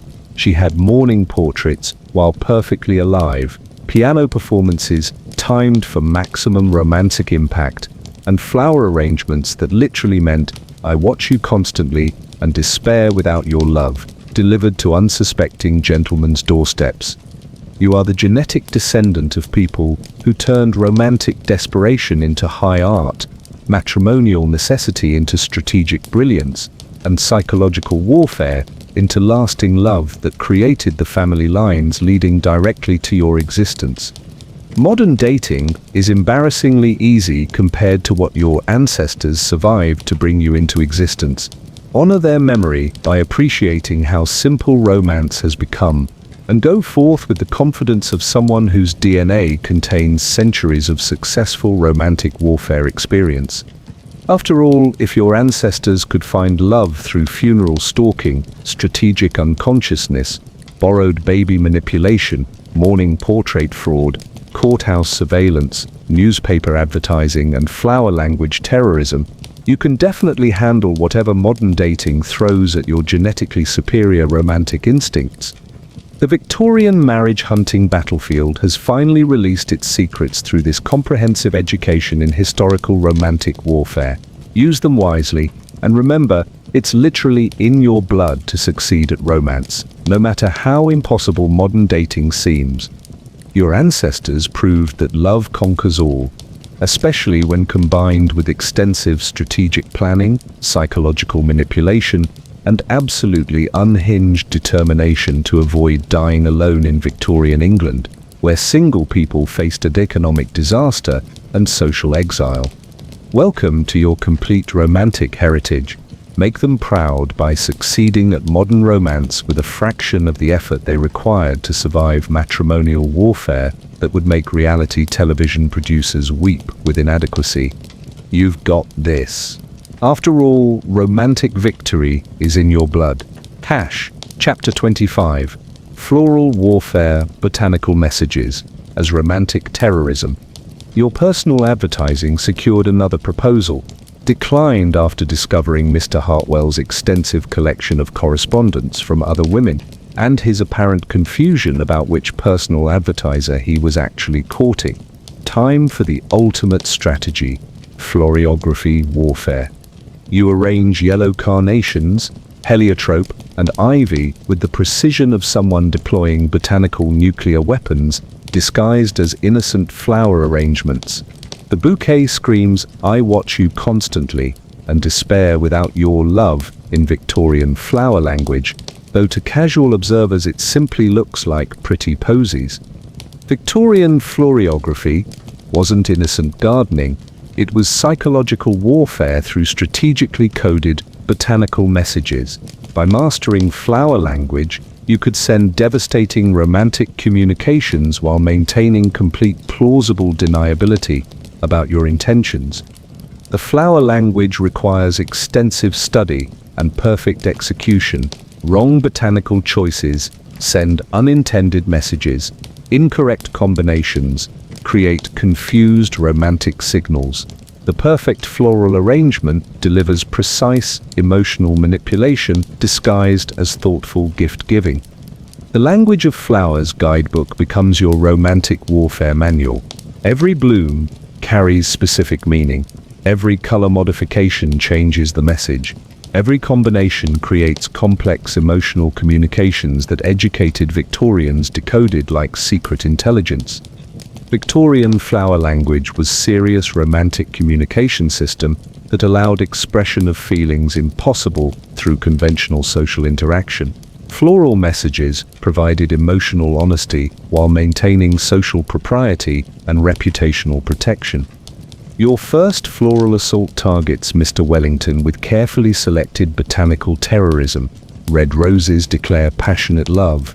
White roses suggest pure affection.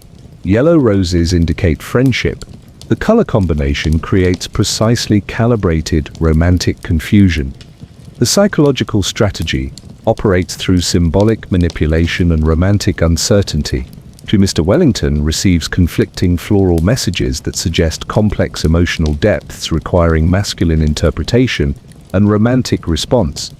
Victorian gentlemen studied flower language as seriously as women because botanical communication was essential social skill.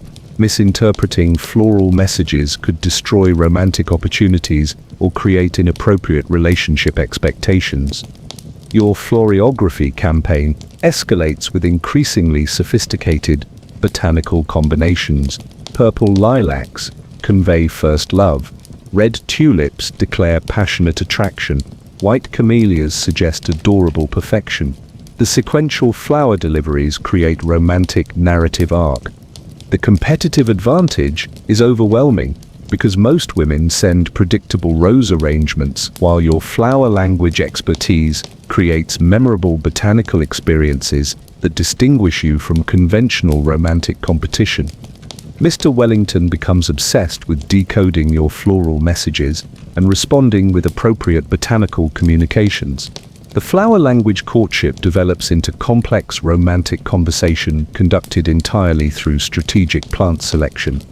Victorian floral exchanges required substantial financial investment and botanical knowledge.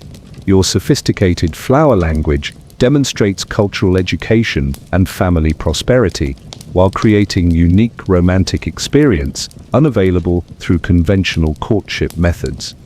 The florography warfare reaches peak psychological effectiveness when you send contradictory botanical messages that create romantic confusion, requiring masculine clarification and direct emotional communication to resolve the floral uncertainty.